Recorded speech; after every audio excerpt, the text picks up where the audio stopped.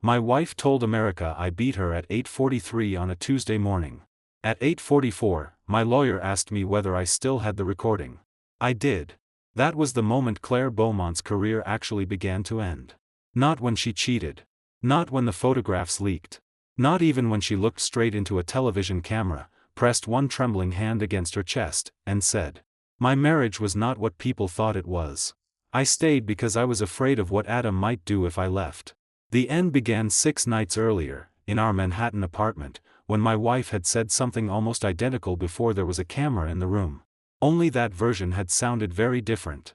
"If you tell anyone about Ryan, I'll tell them why I had to find comfort somewhere else." I had stared at her. "What does that mean?" Claire had folded her arms. "You know exactly what it means." "No. Say it." She did. "If you try to destroy me over this, I'll tell people you were abusive." That conversation was recorded legally. New York allows a participant in a conversation to record it. And I was standing 6 feet away when my wife threatened to turn adultery into a domestic violence story if I refused to protect her career. At the time, I thought she was angry. Scared. Cornered. I did not know she was rehearsing. 6 days later, she performed it live. Perfectly. Claire Beaumont had been famous for 11 years. Not movie star famous at first. Prestige television famous. The kind of actress critics called fearless, because she cried beautifully without makeup and could carry 8 pages of dialogue without blinking. Then she made The Glass Harbor. Oscar nomination. Then Kings of Winter. Worldwide hit. Then a superhero franchise I hated and America loved.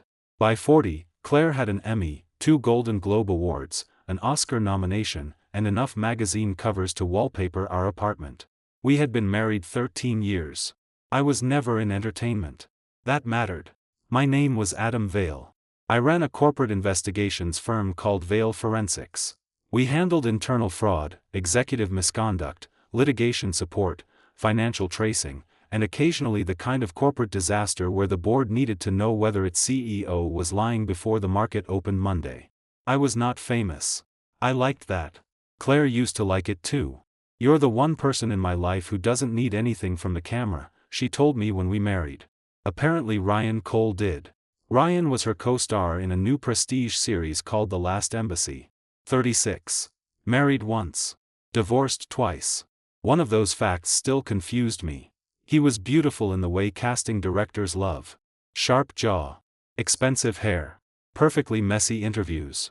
The studio was already pushing him and Claire as award season chemistry. I had met him 4 times. He shook my hand warmly every time. The 5th time I saw him, he was kissing my wife against the wall of a private dining room in Tribeca. I was not supposed to be there. That was the only reason I found out. Claire had told me she had a late cast dinner. I had a client meeting downtown that ended early. Her assistant had mentioned the restaurant before. I thought I would surprise her. Instead, I walked past a half-open service corridor and saw Ryan's hand under the back of her dress. Claire saw me first. Her face changed. Ryan turned. Nobody moved. I wish I could tell you I punched him. I didn't. Real life rarely gives you the satisfying scene people imagine afterward.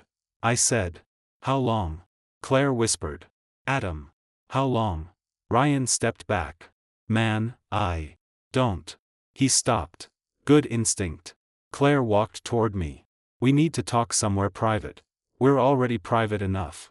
Please." I looked at Ryan. "Are you sleeping with my wife?" Claire closed her eyes. Ryan said nothing.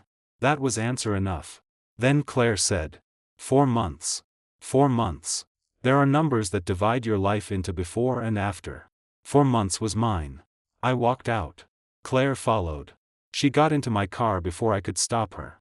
"Adam, please." I stared through the windshield. "You told me Toronto was reshoots." It was. And him? Silence. London? Another silence. The charity weekend in Hamptons? No. I laughed once. Thank God. One clean weekend. She started crying. I never meant for this to happen. Every cheater should be legally prohibited from saying that sentence. What exactly accidentally happened for 4 months? She flinched. I fell in love with him. That hurt more than the kiss. Of course it did. Sex can be explained badly. Love is harder. I nodded. Then we're done. Her head snapped toward me. Adam. You love him. I don't know what I want. You just said you love him. That doesn't mean I want to lose 13 years. You should have considered that during month 1. She grabbed my arm. Not violently. Desperately. Please don't make a decision tonight. I looked at her hand. She let go. I'm not making anything public, I said. That seemed to calm her. Too much. I noticed. What? Nothing. No. You relaxed. I just don't want this becoming a media circus. That should have warned me. At home, Claire spent 3 hours cycling through every version of regret. She was confused. Lonely. We had drifted apart. My work consumed me. Her filming schedule consumed her. Ryan understood the pressure of acting. I stopped attending premieres. She stopped asking. Some of it was true. None of it made 4 months disappear. Then, around 2 in the morning, the conversation changed. I told her I was calling a divorce attorney in the morning. Claire stopped crying. What are you going to say? That I want a divorce. To who? My attorney. Anyone else? Eventually our families. What about press? I don't care about press. You should. There. Her real fear. Why? Because if this leaks as Claire Beaumont cheated with Ryan Cole, I'm finished. That seems dramatic. You don't understand. You're an actress who had an affair, Claire. Hollywood has survived worse. Ryan's contract has a morality clause.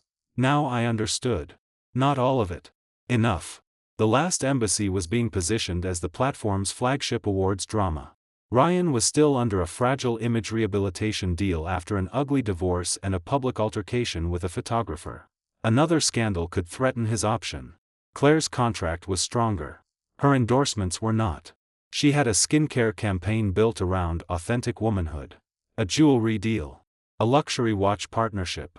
And a family-oriented home brand that had spent millions turning our marriage into quiet visual background. She continued. If the affair comes out without context, everyone will make me the villain. You cheated. That doesn't mean I'm a villain. No. But you are responsible. Her jaw tightened. Your work always makes everything evidence. I stared at her. What? You reduce everything into facts. That tends to help when facts matter. People aren't investigations. Then stop talking like I'm supposed to close one. She stood. Paced. Then. If you tell anyone about Ryan, I'll tell them why I had to find comfort somewhere else. I looked at her. What does that mean? You know exactly what it means. No. I took my phone from the table. Not secretly. Claire saw it. I opened the voice memo app. Tapped record. What are you doing? Recording. Her face hardened. Turn that off. No. Adam. You're threatening something. I want the exact words. She laughed bitterly. Of course you do. New York law did not require her permission. I knew that. So did she. I said. If you don't want it recorded, stop talking. She didn't. That decision would cost her more than the affair. Claire stepped closer. If you try to destroy me over this, I'll tell people you were abusive. For several seconds I could not process the sentence. Then. Abusive how? She hesitated. That pause is on the recording. Clear. 4 seconds. Then. Emotionally. Meaning? Controlling. How? You monitor money. I manage our joint financial planning because you asked me to. You interrogate me when I'm late. I ask when you're coming home. You make me feel afraid to disappoint you. Claire. She was crying again. Whether real or deliberate, I still don't know. Then I asked. Have I ever hit you? No. Shoved you? No. Restrained you? No. Threatened to hurt you? No. Threatened your career? No. Threatened Ryan? No. Destroyed your property? No. Stopped you seeing friends? No. Controlled your access to money? No. Then what are you saying you'll tell people? Her voice dropped. That living with you made me afraid. Is that true? Silence. 7 seconds this time. Then she said. It can be true. That sentence is why I saved the file in 3 places before sunrise. It can be true. Not. It is true. Not. You hurt me. A possibility. A story available if needed. I stopped the recording. Claire looked at me. You're unbelievable. No. I held up the phone. This is unbelievable. Then I emailed the file to myself, uploaded it to my company's secure evidence server, and sent a copy to my personal attorney. Not because I planned to expose her. Because my job had taught me one thing marriage had apparently made me forget. When someone tells you they may create evidence against you later, preserve the evidence you have now. Claire slept in the guest room. The next morning, she apologized. For the threat. Not the affair. I was panicking. I know. I would never actually accuse you of hurting me. I looked at her. Good. I said something awful. Yes. I'm sorry.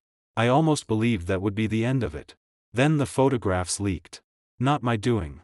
A freelance photographer had caught Claire and Ryan leaving the same hotel in Toronto 6 weeks earlier. Separate exits.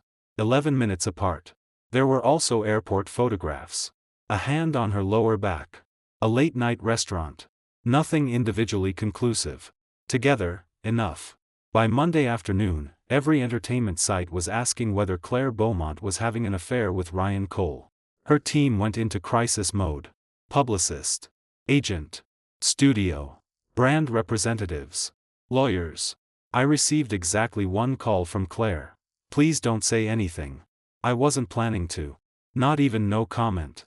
That is saying something. Adam. I said I won't talk. Thank you. She sounded relieved. Again. Too relieved. Tuesday morning, she was scheduled on Dayline America to promote The Last Embassy. Her publicist told reporters there would be no personal questions. At 8:37, the host asked anyway. Claire, there has been intense speculation about your marriage and Ryan Cole. Is there anything you want to say? I was in my office watching with my operations director, Mara Chen. Claire looked down. Long pause. Perfect television. Then she said, yes. My stomach tightened. She took a breath. I want to be careful because this is painful. No. I made mistakes in my marriage. No. But the story being told about me ignores what I lived with for years. Mara looked at me. Adam. I did not move. Claire continued. My marriage was not what people thought it was. Then she touched her chest. I stayed because I was afraid of what Adam might do if I left. The studio audience went silent. The host's face changed. This was no longer celebrity gossip. Are you saying your husband abused you? Claire looked straight into the camera. I'm saying there were years of intimidation, control, and moments when I did not feel physically safe. Physically safe. She had moved past the recording already. 6 days earlier. Have I ever hit you? No. Shoved you? No. Restrained you? No. Threatened to hurt you? No. Now. Did not feel physically safe. The host asked whether police had ever been involved. No. Doctors? No. Friends she confided in? Claire hesitated. My co-star Ryan knew some of what I was going through. There it was. The affair had just been reframed. Not betrayal. Refuge. Ryan was no longer the man sleeping with a married woman. He was the compassionate co-star who knew the truth. Claire continued. I'm not proud of every choice I made. But I hope people understand that sometimes what looks like infidelity from the outside begins with someone trying to survive emotionally. Mara reached for the remote. I stopped her. Leave it. Adam, you don't need to watch this. Yes. I did. Because I wanted every word. The interview ended at 8:51. By 8:54, my name was trending. At 8:57, one of my firm's largest clients asked whether I was under investigation. At 9:02, our building security called because reporters were gathering downstairs. At 9:05, my younger sister texted. What the hell is happening? At 9:08, my mother called crying. I did not answer anyone. I called my attorney, Rebecca Shaw. Her first question. Do you still have the recording? Yes. Original file? Yes. Metadata intact? Yes. Did Claire know you were recording? Yes. Good. She paused. Do not post it. I stared at the television where commentators were already discussing coercive control. Why not? Because anger is not litigation strategy. I'm not angry. That was a lie. I'm going to correct the record. Through counsel. Fine. And Adam? Yes? Do not edit the audio. I know. Not even to shorten it. I run an investigations firm, Rebecca. I know. That's why I'm making sure you don't suddenly become a husband instead of an investigator. Fair. At 9:16, Claire called. I watched the phone ring. Answered on the fourth. Adam. Was that the story you warned me about? She started crying immediately. Please let me explain. No. The interview went further than we planned. We. Who is we? Silence. Claire. My publicist and attorney prepared talking points. Did the studio know? No. Ryan? Another silence. That answer mattered. Ryan knew. He knew I was going to explain that our marriage was unhealthy. Did he know you were going to imply physical abuse? No. Are you sure? Yes. I believed her. Not because she deserved trust. Because she answered too quickly to calculate. Claire, 6 days ago you told me I had never hit, shoved, restrained, threatened, isolated, or financially controlled you. I know.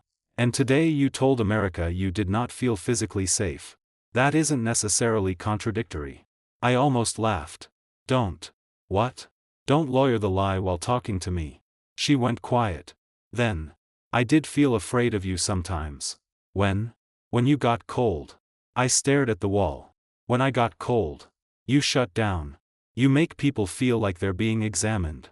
That is not physical abuse. I said I didn't feel physically safe. Why? Silence.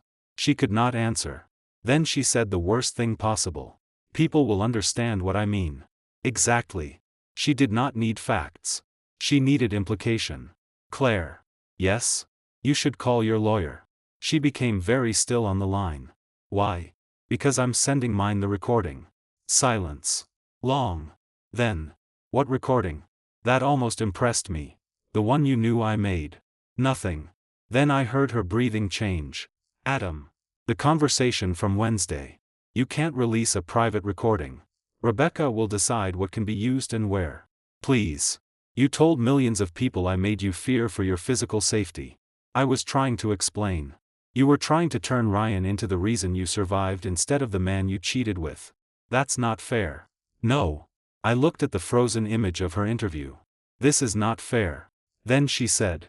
If you release that, you'll ruin me. There it was. No denial. No. The recording is misleading. No. I never said that. No. You abused me anyway. Just consequence. I asked one question. Is anything on the recording false? She cried. Adam, please. Is anything on it false? No. I closed my eyes. Then call your attorney. I hung up. At 10:30, Rebecca sent formal preservation notices to Claire, her publicist, Ryan's representatives, Dayline America, and the studio. No lawsuit yet. Preserve communications. Draft talking points. Texts. Emails. Interview preparation. Anything relating to statements about me. At 11:12, Claire's skincare brand suspended its campaign pending review. At noon, Vail Forensics placed me on voluntary leave from client-facing work. My own decision. I would not ask employees to explain my marriage to corporate boards. At 1:20, Ryan Cole issued a statement. Claire confided that her marriage was difficult.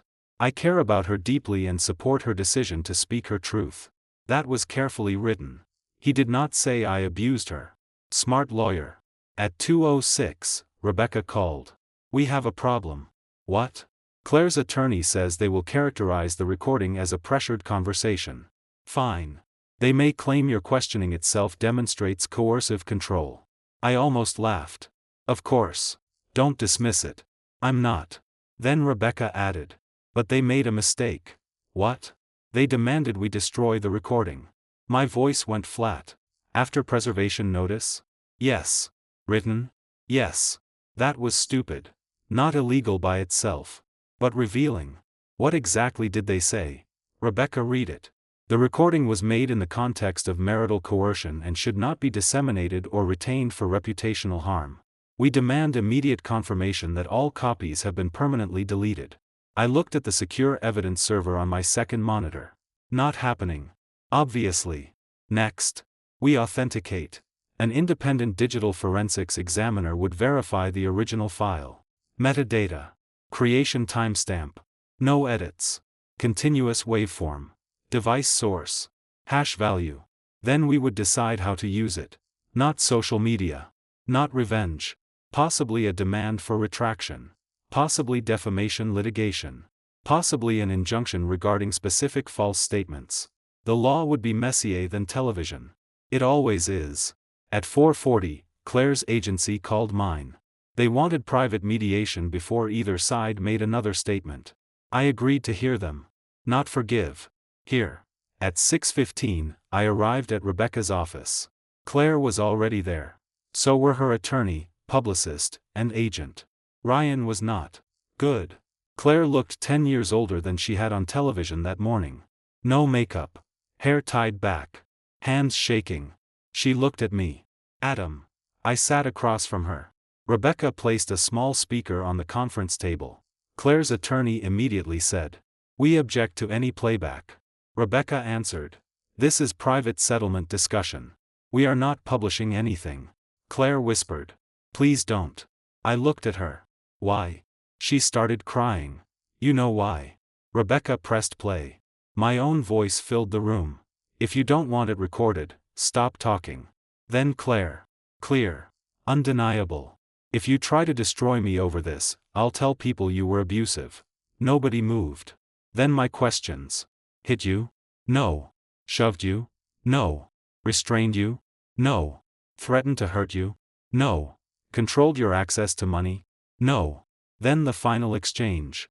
"Is that true?" 7 seconds of silence. Claire's recorded voice. "It can be true." Rebecca stopped playback. The room was silent. Claire's agent had gone pale. Her publicist stared at the table. Her attorney finally said, "This does not establish that Ms. Beaumont never experienced emotional abuse." Rebecca nodded. "Correct. That mattered. We were not going to overclaim. But it establishes that 6 days before her live interview, she explicitly threatened to accuse my client of abuse if he disclosed her affair." Silence. And when asked whether the allegation was true, she did not say yes. Claire whispered. I panicked. Her agent looked at her. "You told us Adam had threatened you." "There. New information." I looked at Claire. "What?" Her publicist closed her eyes. Claire said nothing. Her agent repeated. "You told us he threatened to destroy your career if the affair became public." I stared at her. "Did you?" Claire started sobbing. Not answer enough. Claire. "Yes." The word barely came out. Something inside me finally went quiet. She had not invented the abuse narrative on television. She had built it before television. Fed it to her own team. Made them believe they were protecting an abused woman. Her publicist looked sick. "You told me he monitored your phone." Claire wiped her face. "He knew things.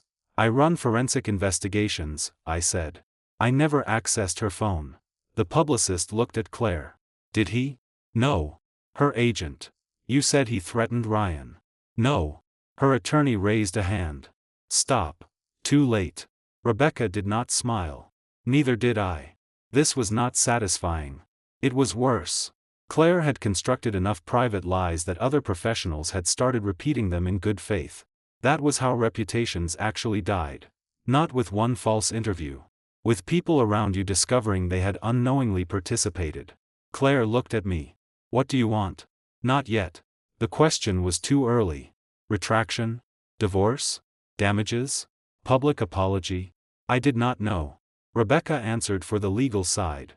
"Tomorrow morning Ms. Beaumont issues a correction stating that she has never alleged Mr. Vale struck, shoved, restrained, threatened physical harm, isolated her, or controlled her finances." Claire's attorney objected. Rebecca continued. "She also retracts the statement that she feared what he might do if she left unless she is prepared to identify a factual basis." Claire looked at me. "And the recording?" Rebecca answered. "If the correction is accurate and complete, we will initially keep the full audio out of public distribution." "Initially." Claire's agent whispered. "You need to do it." Her publicist said nothing. Then Claire asked. "What happens to my career?" Nobody answered. Because for once, there was no communications strategy that could guarantee the outcome. At 7:08 the next morning, Claire issued the correction. At 7:16, Dayline America posted it. At 7:31, entertainment reporters began asking why her abuse claim had changed overnight. At 8:02, her skincare brand terminated her contract under its reputational misrepresentation clause. At 8:40, the studio suspended her from promotional activity for the last embassy pending internal review. At 9:15, Ryan's attorney publicly clarified that Ryan had never witnessed me threaten, strike, or physically intimidate Claire. And at 10:03, someone leaked the existence of the recording. Not the audio. Just the fact that it existed. Headline: Claire Beaumont abuse claim collapses after husband reveals recorded threat. My phone rang immediately. Rebecca. Did you leak? No. Neither did we. Claire. Her side denies it. Studio? Unknown. I stared at the headline. Then another appeared. Then another. The world did not have the recording yet. But now everyone wanted it. Claire called. I let it ring once. Twice. 3 times. Then answered. Her first words were, "Adam, if that audio comes out, I lose everything." I looked out over Manhattan. 6 days earlier, she had threatened to invent abuse because she thought an affair might hurt her career. Yesterday, she had used that lie live. Today, the truth was sitting inside one authenticated audio file. I said, "You should have thought about that before you made my life the price of saving yours." And for the first time since I caught her with Ryan Cole, Claire had no story left to tell me. Claire's career did not end when she corrected the abuse allegation. It became unstable. There is a difference. People online prefer collapse. One morning you are famous. One recording appears. Every studio cancels you by lunch. Real careers are harder to kill. Claire had contracts. Insurance. Agents. Productions already financed around her. Foreign distribution agreements using her name. A series with $70 million already spent. A luxury watch campaign sitting in warehouses in 12 countries. Hollywood could not simply erase Claire Beaumont because the internet was angry. But it could begin asking whether anything she said could still be relied on. That was more dangerous. At 10:18 Wednesday morning, less than 3 hours after her correction went live, Rebecca called me. The studio wants an interview. With me? Yes. About Claire? About the statements. Am I required? No. Should I do it? Yes. I looked at Marachan through the glass wall of my office. Vale Forensics had already lost one client meeting that morning. Not a client. A meeting. Important distinction. Nobody had fired us yet. But 2 boards had asked whether I would temporarily stay off their engagements until the story settled. My employees knew why. I hated that more than strangers calling me abusive. 87 people worked for me. Analysts. Accountants. Former prosecutors. Cyber investigators. People whose clients depended on credibility.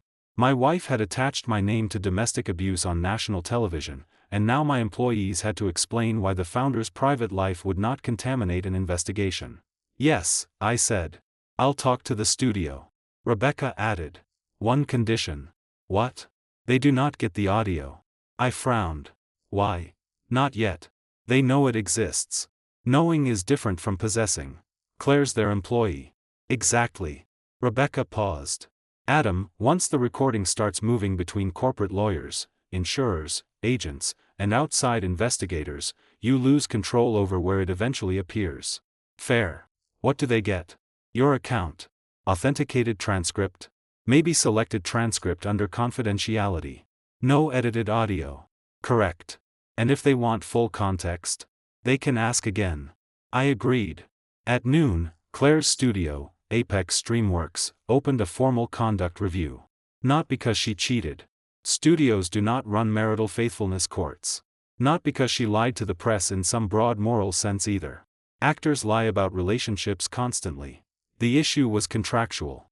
Claire's agreement for the last embassy required truthful cooperation in material publicity matters when false statements could expose the production to litigation, insurance risk, or reputational loss. Her abuse accusation had done all 3. My lawyer had sent a preservation notice. Defamation counsel was involved. Apex had immediately become a potential document custodian. Its publicists might have communications related to the interview. Its employees might be witnesses. And its lead actress had just publicly corrected a statement serious enough to create legal exposure. The studio could not ignore that. The interview took place by video. Apex's general counsel. Head of production. Outside investigator. Rebecca.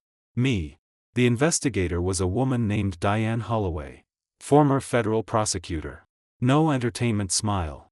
I liked her immediately. She began. Mr. Vale, I want to make clear that this investigation is not intended to determine whether your marriage was healthy, good, nor whether Ms. Beaumont had subjective feelings of fear. Understood. We are examining specific representations she made in connection with an official promotional appearance. Yes. Did you ever strike Ms. Beaumont? No. Threaten physical violence? No. Prevent her from leaving your home? No. Restrict access to personal funds? No. Demand access to her phone? No. Track her location without consent? No. Threaten Ryan Cole? No. Threaten to expose the affair publicly? No. That question mattered. I told her I intended to speak to a divorce attorney. Did you say you would inform family members? Eventually. Press? I said I did not care about press. Did you threaten her career? No. Then Holloway asked. Why did you begin recording? Because she said if I disclosed the affair she would tell people why she had to seek comfort elsewhere. Did she know you were recording? Yes. Did she ask you to stop? Yes. And? I told her if she did not want the conversation recorded, she could stop speaking. Did she continue? Yes. Holloway looked down at her notes. Did she then say she would tell people you were abusive? Yes. No theatrics. No shock. Professional. That was reassuring. Then. Did you prompt her to use the word abusive? No. Did you use it first? No. Rebecca interrupted. We have the full recording preserved and authenticated. Holloway looked up. By whom? Rebecca gave the examiner's name. Independent Digital Forensic Laboratory. Original device image. Original file. S256 hash. Creation timestamp. No detected edits. Continuous audio. Apex's general counsel asked. Will you provide it? Rebecca answered. Not at this time. There was a pause. Why? Because your investigation includes people who may become witnesses in separate litigation. Reasonable. Not friendly. The studio accepted it. Then Holloway asked one question I had not expected. Mr. Vale, why did you not release the recording after the interview? I stared at her. Because my attorney told me not to. Only reason? I thought. No. What else? I looked at Rebecca. She did not stop me. Because I knew what it would do. To Ms. Beaumont? Yes. Did that concern you? Yes. Holloway studied me. She had just accused you of abuse publicly. I know. And you still wanted to limit damage to her? I wanted the lie corrected. Not destruction. That distinction mattered to me. I did not know whether it would matter to anybody else. The interview ended after 70 minutes. Then Apex interviewed Claire. I did not know what she said until 2 days later. That was when her publicist quit. Tessa wasn't her publicist. Different story. Claire's publicist was Monica Reyes. 47. Had represented Claire for 9 years. Handled award seasons. Pregnancy rumors that were false. Divorce rumors that had previously been false. Political controversies. A leaked salary dispute. Monica knew where nearly every career body was buried. She resigned Friday morning. No public statement. Just an email to Claire's agency and studio saying she would no longer represent her. Entertainment reporters noticed within 2 hours. Headline. Claire Beaumont's longtime publicist exits amid abuse claim controversy. That alone changed the temperature. Publicists do not always resign because clients are guilty. Sometimes relationships break. Sometimes contracts end. But after a false abuse claim, everyone assumed Monica knew something. Claire called me that afternoon. I answered because Rebecca had not told me not to. Did Monica contact you? No. Your lawyer? Not that I know. She quit. I saw. She thinks I used her. I said nothing. Claire continued. I did. Good. No denial. What did you tell her? That you threatened to expose Ryan. You already admitted that. I made it sound worse. How? Silence. Then. I told her you said you'd make sure no studio hired Ryan again. I laughed once. Not because it was funny. Claire, I do corporate investigations. I know. I don't control Ryan's career. I know. Did I ever say anything remotely like that? No. What else? She started crying. Adam. What else? I said you threatened to leak texts. What texts? Mine and Ryan's. Did I even have them? No. I closed my eyes. So that was how it worked. One fictional threat. Then another. Enough to make Monica believe Claire was being cornered. Enough to make the affair look like a response to coercion. Why? Claire whispered. Because Monica said the only way to stop the affair story from defining me was to explain why I felt trapped. And you gave her a trap. Yes. Did she tell you to accuse me of abuse? No. Important. Did anyone? No. Also important. What did Monica advise? To talk about an unhealthy marriage. Not physical fear? No. So that was you. Yes. Immediate. Her voice had changed. No longer defending. Just cataloging damage. Why did you say it? Claire took a long breath. Because the host asked whether you abused me. And? I knew if I said no, the whole explanation collapsed. There it was. Not spontaneous memory. Narrative pressure. She had built a story where I was controlling. The host asked the obvious next question. Claire had two options. Back away. Or escalate. She escalated. I'm sorry. I said nothing. I know that's useless. Still nothing. Then she asked. Are you going to sue me? Yes. She stopped breathing for a second. I had not decided until I said it. But the answer felt correct. Not because I wanted her money. Because the retraction had not repaired my reputation. Every article now said. Claire Beaumont retracts abuse allegation after husband produces recording. Producing. Threatening. Powerful investigations executive. Some people believed the recording had been coerced. Others said abusive men often document victims. Some said my silence proved guilt. Others said Claire's correction proved innocence. The truth had become entertainment. A defamation case would not magically fix that. But it would force specificity. What exactly did she say? What basis did she have? What did she tell her team? When did she decide to say it? Who knew? Evidence instead of vibes. Claire whispered. For money? No. What do you want? Retraction with specifics. I already corrected. You corrected the categories. Silence. I want you to say you falsely told your team I threatened your career. Her breathing changed. And that I threatened Ryan. Yes. And leaked texts. Yes. That destroys me. I almost lost my temper. Then stopped. Claire. Yes? You keep saying that like the damage only becomes real when it reaches you. She cried. I continued. My firm is losing work. I know. My mother thinks neighbors believe I hit you. I know. My sister had reporters outside her apartment. I know. Your false story already became real in my life. She had no answer. Rebecca filed the complaint Monday. Defamation. False light where applicable under the pleaded theories Rebecca believed sustainable. Declaratory relief concerning the specific factual allegations. No $100 million number. No theatrical damages demand. We sought proven economic loss, reputational damages where legally available, and correction. The filing included no audio. Only quotations necessary to explain why we alleged Claire knowingly made false statements. That was enough. The complaint quoted her pre-interview threat. If you try to destroy me over this, I'll tell people you were abusive. Then. Have I ever hit you? No. Threatened to hurt you? No. Then. Is that true? It can be true. The media exploded. Still no sound. But the words were now in a court filing signed by lawyers subject to professional obligations. Claire's attorney responded that the recording would need full context and that subjective experiences of emotional intimidation could not be reduced to a checklist of physical acts. Fair legal argument. But they faced a harder problem. Claire had already retracted. And Monica Reyes had agreed to cooperate with Apex's investigation. That leaked too. By Wednesday, Apex suspended production planning for Season 2 of The Last Embassy. Not cancelled. Suspended.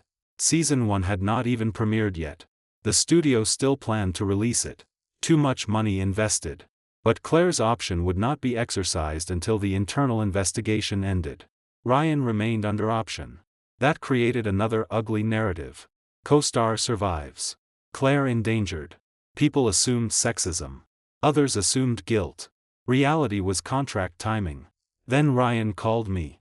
I almost refused. Rebecca said. Take it if you want. Don't discuss settlement. I answered. Ryan sounded terrible. Adam. What?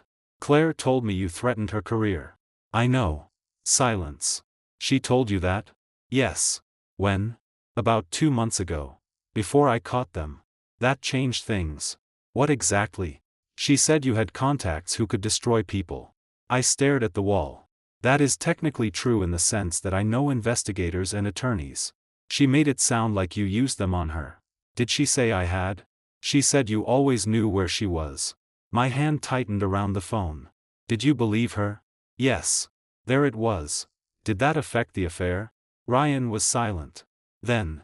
Yes. I hated him for that answer. Then appreciated it. Because at least it was honest. I thought she was trapped. So sleeping with her was rescue? No. Good. I'm not trying to excuse it. Then don't. I'm telling you because Apex asked me the same questions. Of course. Did you tell them? Yes. Now the story expanded again. Claire had not built the abusive husband narrative after being caught. She had seeded it during the affair. Maybe to justify herself. Maybe to Ryan. Maybe both. That mattered morally. Potentially legally too. Rebecca would decide. I asked. Did you ever witness me threaten her? No. See me control her? No. See bruises? No. Did she ever tell you I hit her? No. Physically restrained her? No. No. Then what did you believe? Ryan answered. That you had power over her life. I laughed bitterly. She earned $20 million last year. I know. Owned 2 properties personally. I know. Had separate attorneys. I know. Separate company. I know. I did not control her career. I know that now. Then Ryan said something I did not expect. I think she needed me to believe you were worse than you were. Why? So she didn't have to think of herself as cheating on a decent husband. That landed hard. Ryan understood because he had needed the same story. If I was abusive, he was not just sleeping with someone's wife. He was helping her escape. A lie can be useful to more than one person. That does not mean both invented it. But it explains why nobody examined it too closely. Ryan said. I'm ending contact with her outside required studio matters. I did not care. Do what you want. I thought you should know. I didn't. Fair. We hung up. On Friday, Apex gave Claire its preliminary findings. She forwarded them to her lawyer. Her lawyer gave Rebecca the portions relevant to settlement discussions. Claire had violated no rule by having an affair. No rule by considering divorce. No rule by describing our marriage as emotionally difficult. But the investigator found substantial evidence that she knowingly made specific factual insinuations of threatened physical harm without corroborating basis and had previously made materially inconsistent statements about the same subject. Worse. She had given her publicist, agent, and co-star different versions of threats I supposedly made. None matched. Career destruction. Ryan destruction. Text leaks. Financial pressure. Monitoring. Each story served a different audience. Apex did not fire her. Yet. It invoked the investigation provision in her option contract and declined to commit to Season 2 before the contractual deadline. That meant Claire was free to work elsewhere. It also meant the Last Embassy could continue without her if renewed. The studio began asking writers whether the series could survive if her character died at the end of Season 1. Hollywood rarely says, "We are ending your career." It asks, "Can the show work without her?" That weekend, Claire came to Rebecca's office for settlement talks. No glam team. No Monica. Her agency had assigned another representative, but he waited outside. Claire looked at me. "I'll make the full correction." Rebecca asked. "In writing? Video?" Her lawyer turned. "Claire." She ignored him. "I accused Adam live." She looked at me. "I should correct it live." I did not know how I felt about that. Rebecca asked. "Specific admissions?" "Yes." "That you falsely told professional representatives he threatened your career?" "Yes." "Ryan?" "Yes." "Accessed your phone?" "Yes." "Threatened physical harm?" Claire swallowed. "Yes." "Will you state that you have no factual basis to accuse him of physical abuse?" "Yes." Her lawyer rubbed his forehead. Then Claire asked. "If I do that, will you keep the recording private?" There it was. The recording. Still the thing she feared. Rebecca looked at me. "My choice." I should have felt powerful. I didn't. If the correction is complete, I won't release it voluntarily. Claire closed her eyes. Relief. Then I continued. But if you contradict it again, or your team attacks me using the same claims, we use whatever lawful evidence is necessary. She nodded. Fair. The agreement was drafted that afternoon. But before Claire could sign it, her phone rang. Her face changed. What? She listened. Then sat down. What happened? Her lawyer asked. Claire lowered the phone. Apex got the audio. The room went silent. I looked at Rebecca. She shook her head. Not us. Claire stared at me. You promised. I did not send it. Then who did? Nobody knew. Not yet. But someone had obtained the full authenticated recording. And sent it not to a tabloid, but to Apex's outside investigator, Claire's agency, and the insurers behind 3 of her remaining major contracts.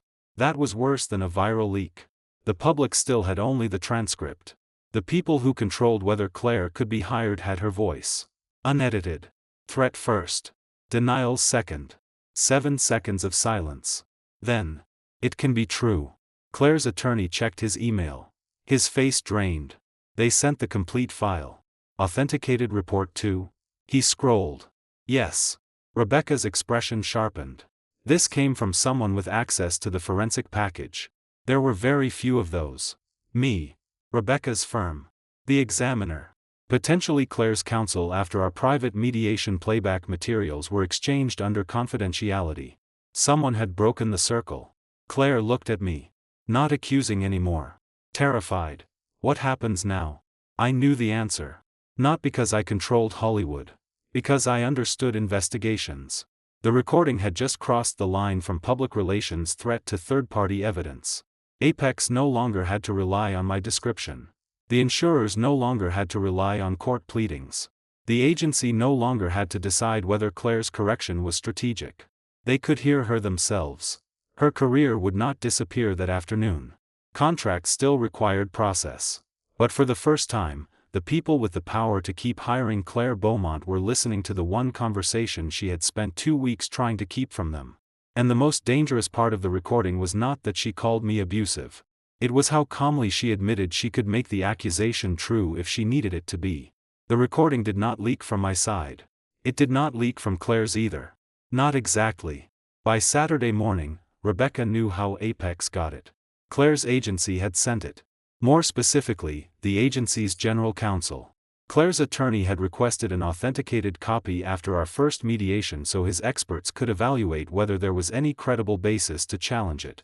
Rebecca provided one under a confidentiality agreement. That agreement allowed disclosure where necessary for legal advice, insurance reporting, or compliance obligations. Claire's attorney shared it with her agency counsel because the agency had received preservation demands and potential claims connected to statements its employees helped prepare. Agency counsel listened. Then did what lawyers at large companies do when they discover evidence that may affect insurance coverage and corporate exposure. They reported it. Not to TMZ. Not to a gossip site. To their professional liability carrier.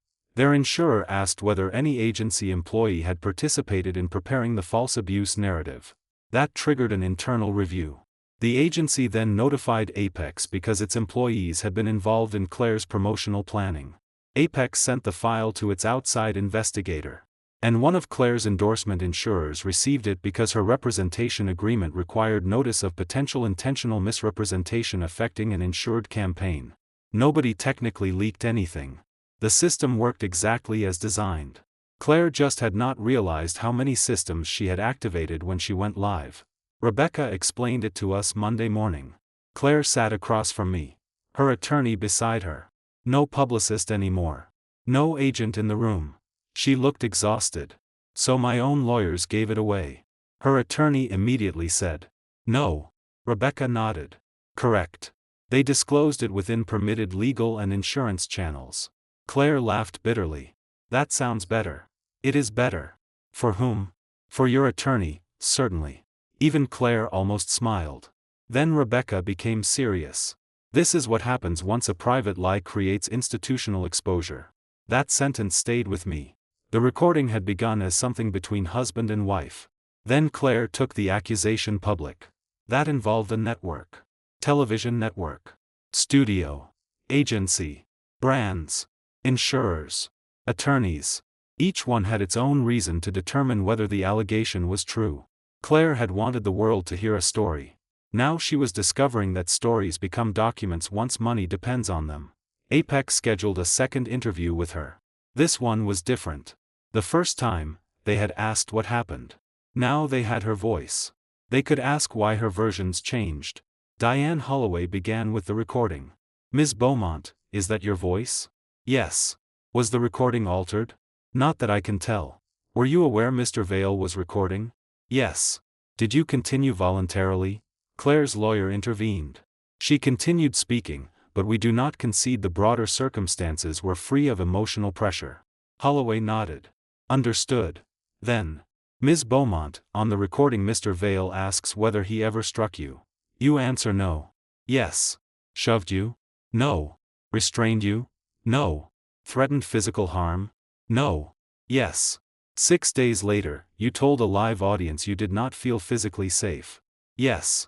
"What occurred during those 6 days that changed your factual understanding?" "Nothing." That was the question Claire could not survive elegantly. She looked down. "My understanding didn't change." Holloway waited. "My decision about how to describe it changed." That was honest. Terrible. But honest. "Why?" Claire swallowed.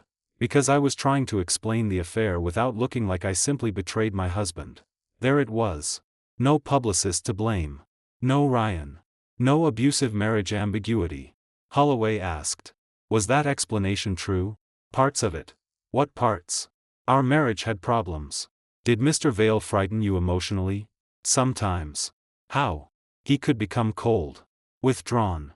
He asked detailed questions. He could make me feel judged." Holloway nodded. "Those may be meaningful marital problems." "Yes.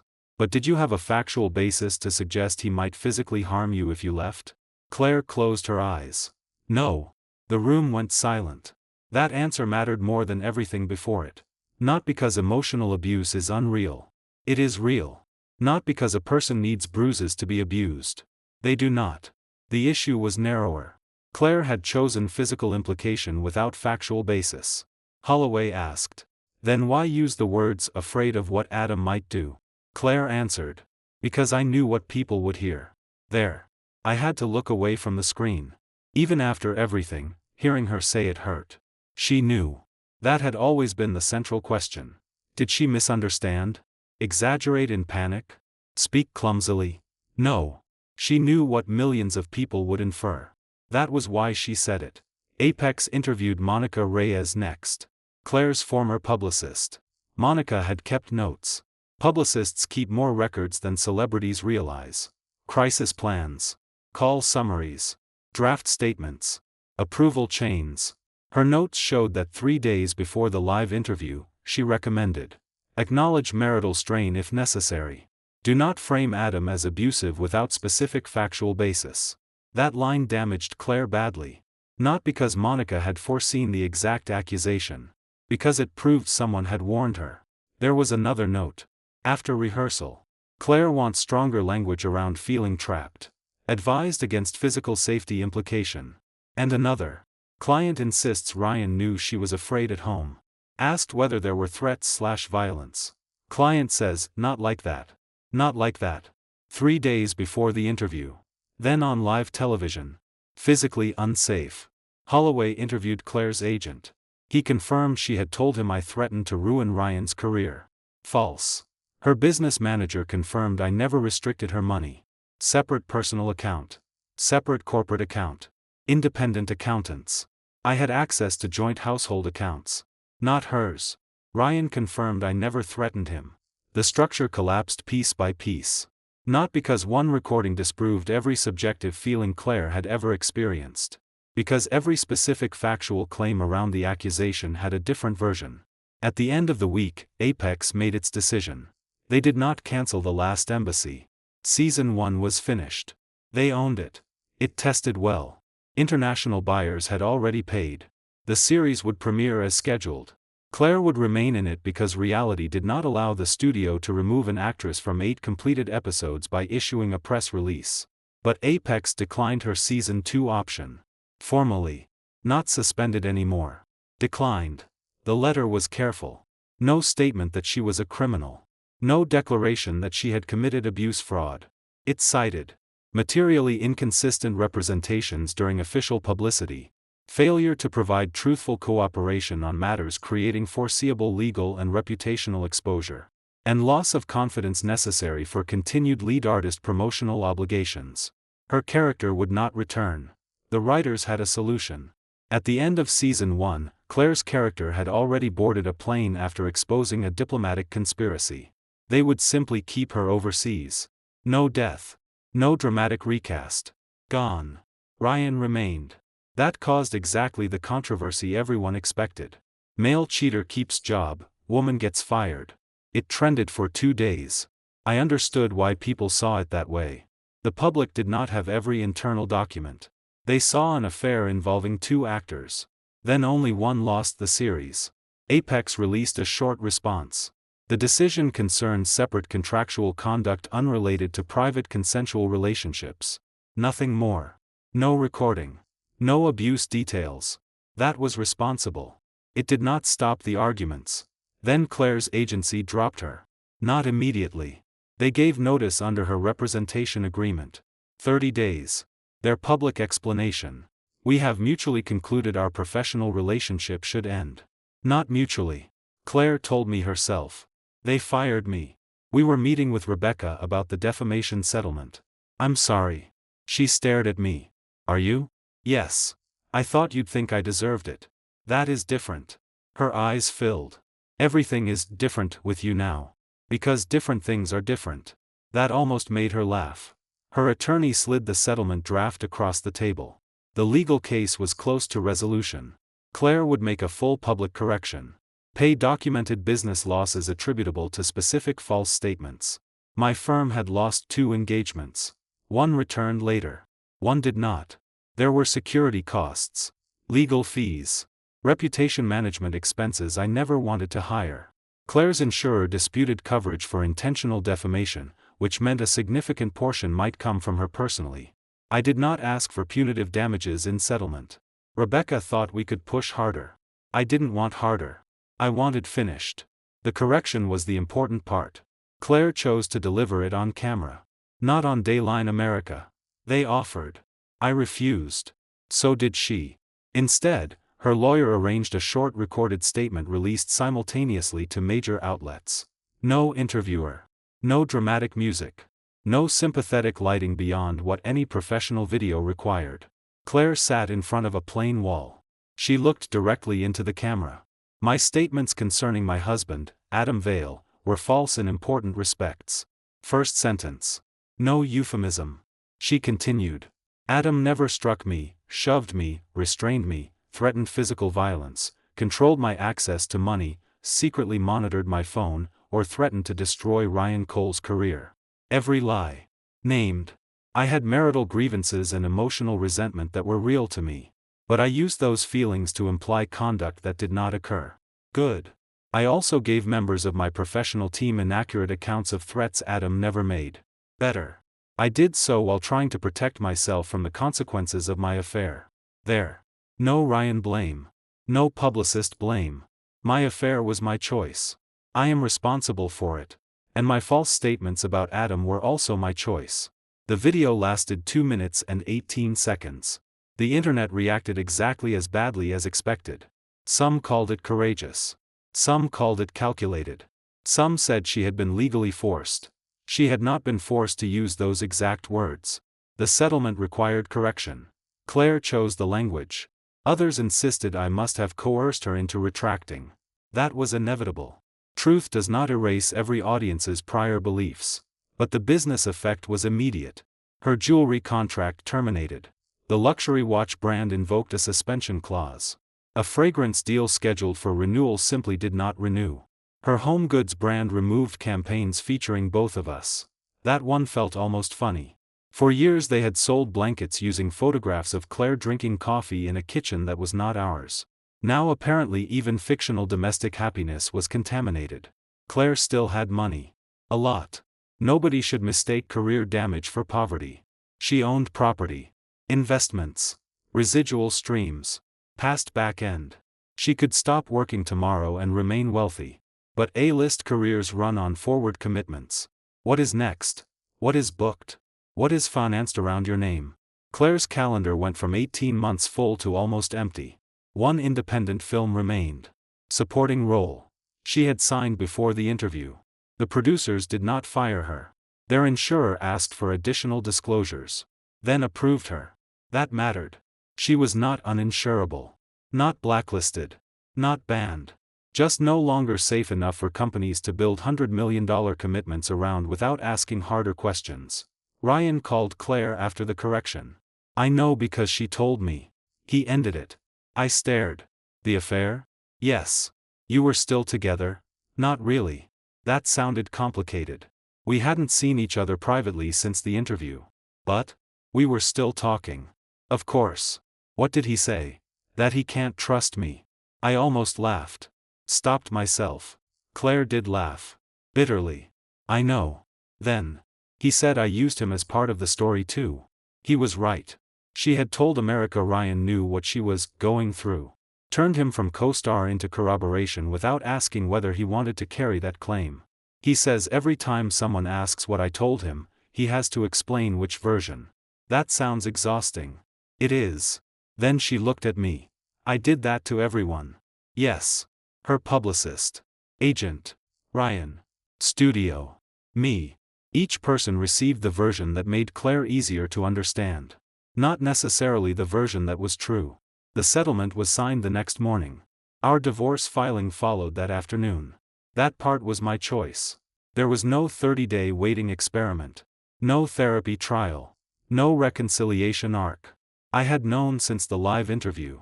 I just refused to file while active defamation negotiations could make the divorce look like leverage. Once the civil matter was settled, I called my matrimonial attorney. Claire received the petition through counsel. She did not contest the filing. Our prenup was strong. No children. No custody dispute. The apartment had been mine before marriage. Claire owned her Tribeca loft separately. Joint investment property could be divided. Clean by New York standards. Emotionally filthy. She called me after she read it. You waited until the settlement. Yes. Why? I didn't want you thinking I would trade marriage for legal terms. She cried. I wouldn't have. 6 weeks ago you threatened abuse allegations to control what I said about your affair. Silence. That is exactly why everything has to be separate now. She whispered. I understand. That was one of the saddest things she ever said to me. Not, I'm sorry. I understand. Because by then she did. 3 months later, The Last Embassy premiered. Huge ratings. Great reviews. Claire was excellent. That made the outcome stranger. Critics praised her. Viewers loved her character. For 2 weeks, people demanded Apex reverse its decision. They didn't. The contract option was already declined. The writers had moved on. Season 2 was ordered without her. Ryan returned. A new actress joined the ensemble. The show survived. Hollywood learned a dangerous fact. Claire Beaumont was not indispensable. Every star eventually learns it. Usually gradually. She learned it in 1 season. Then came the recording. Publicly. Not from me. Not from Apex. Not from her agency. A court clerk accidentally uploaded an exhibit index during a dispute over enforcement costs. The audio itself was not supposed to be attached publicly. Rebecca caught it within minutes. The court restricted access. But a reporter had already downloaded the file. At 3:17 that afternoon, the full recording appeared online. Unedited. 6 minutes, 41 seconds. Millions heard the pauses. The denials. Then my question. Is that true? 7 seconds. And Claire. It can be true. That was the moment the public story changed permanently. Not because everyone suddenly loved me.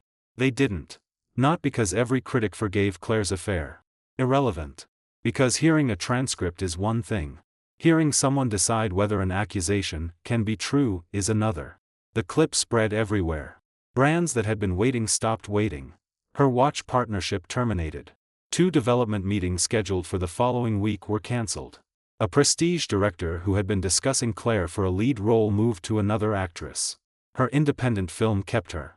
Its producer issued one sentence. Claire will complete the work she contracted to perform. No defense. No condemnation. Just contract.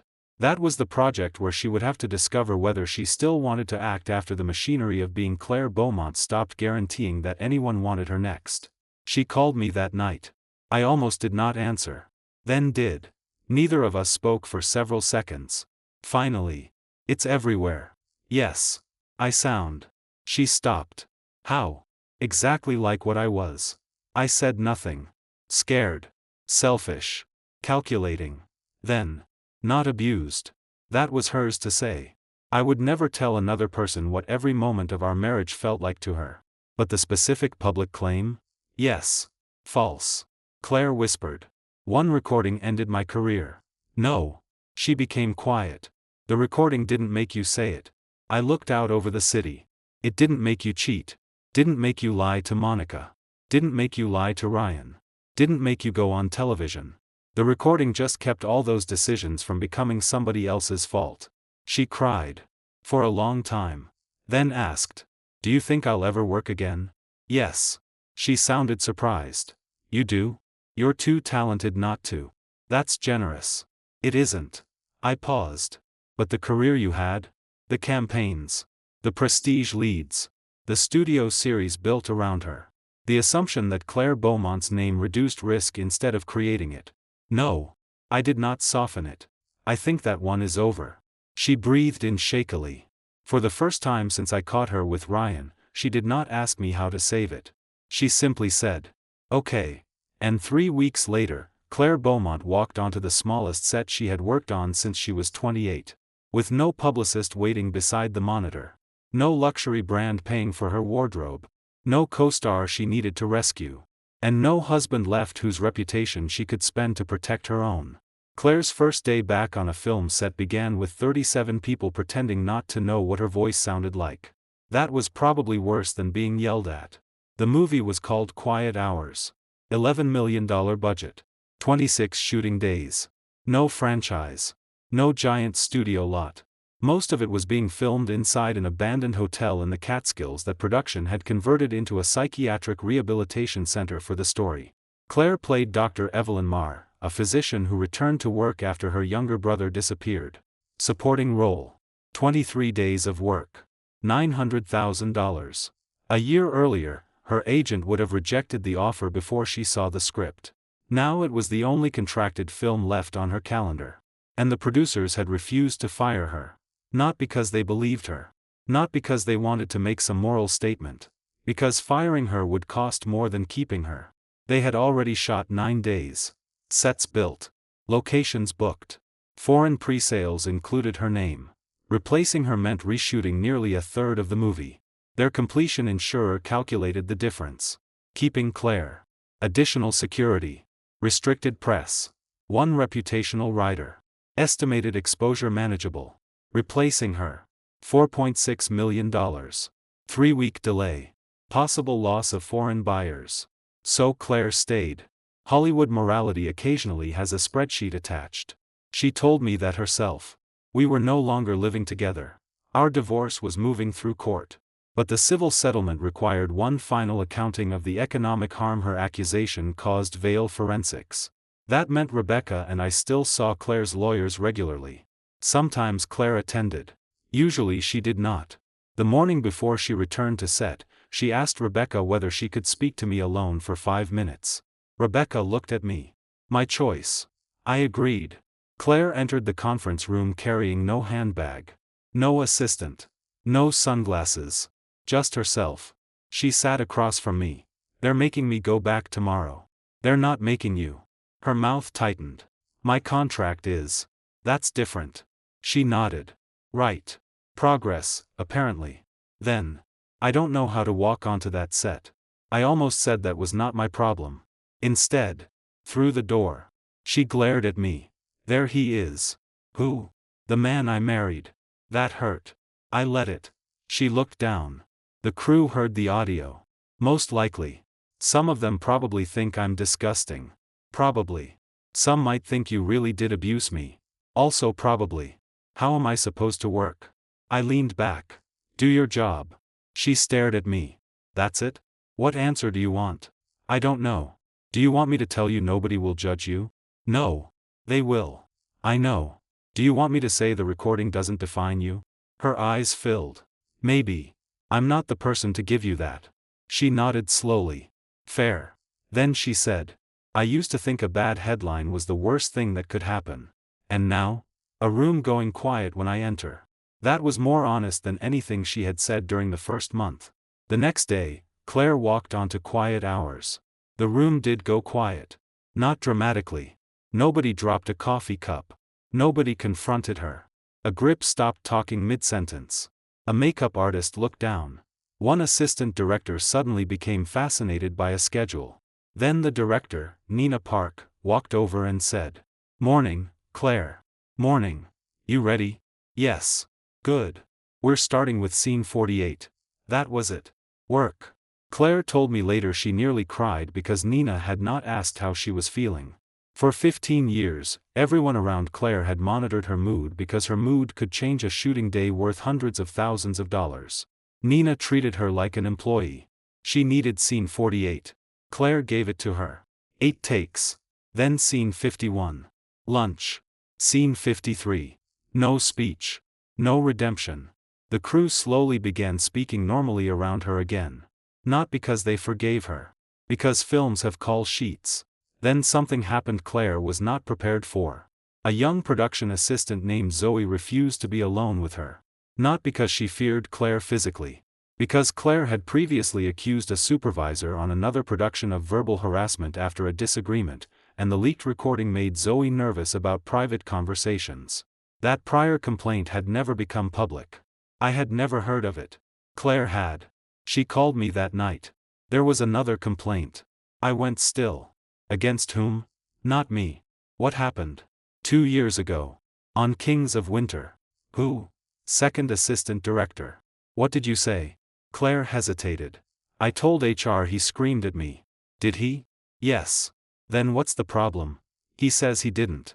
Were there witnesses? Yes. And? 3 said he raised his voice. So? 1 said he was yelling across a noisy set. I waited. Claire continued.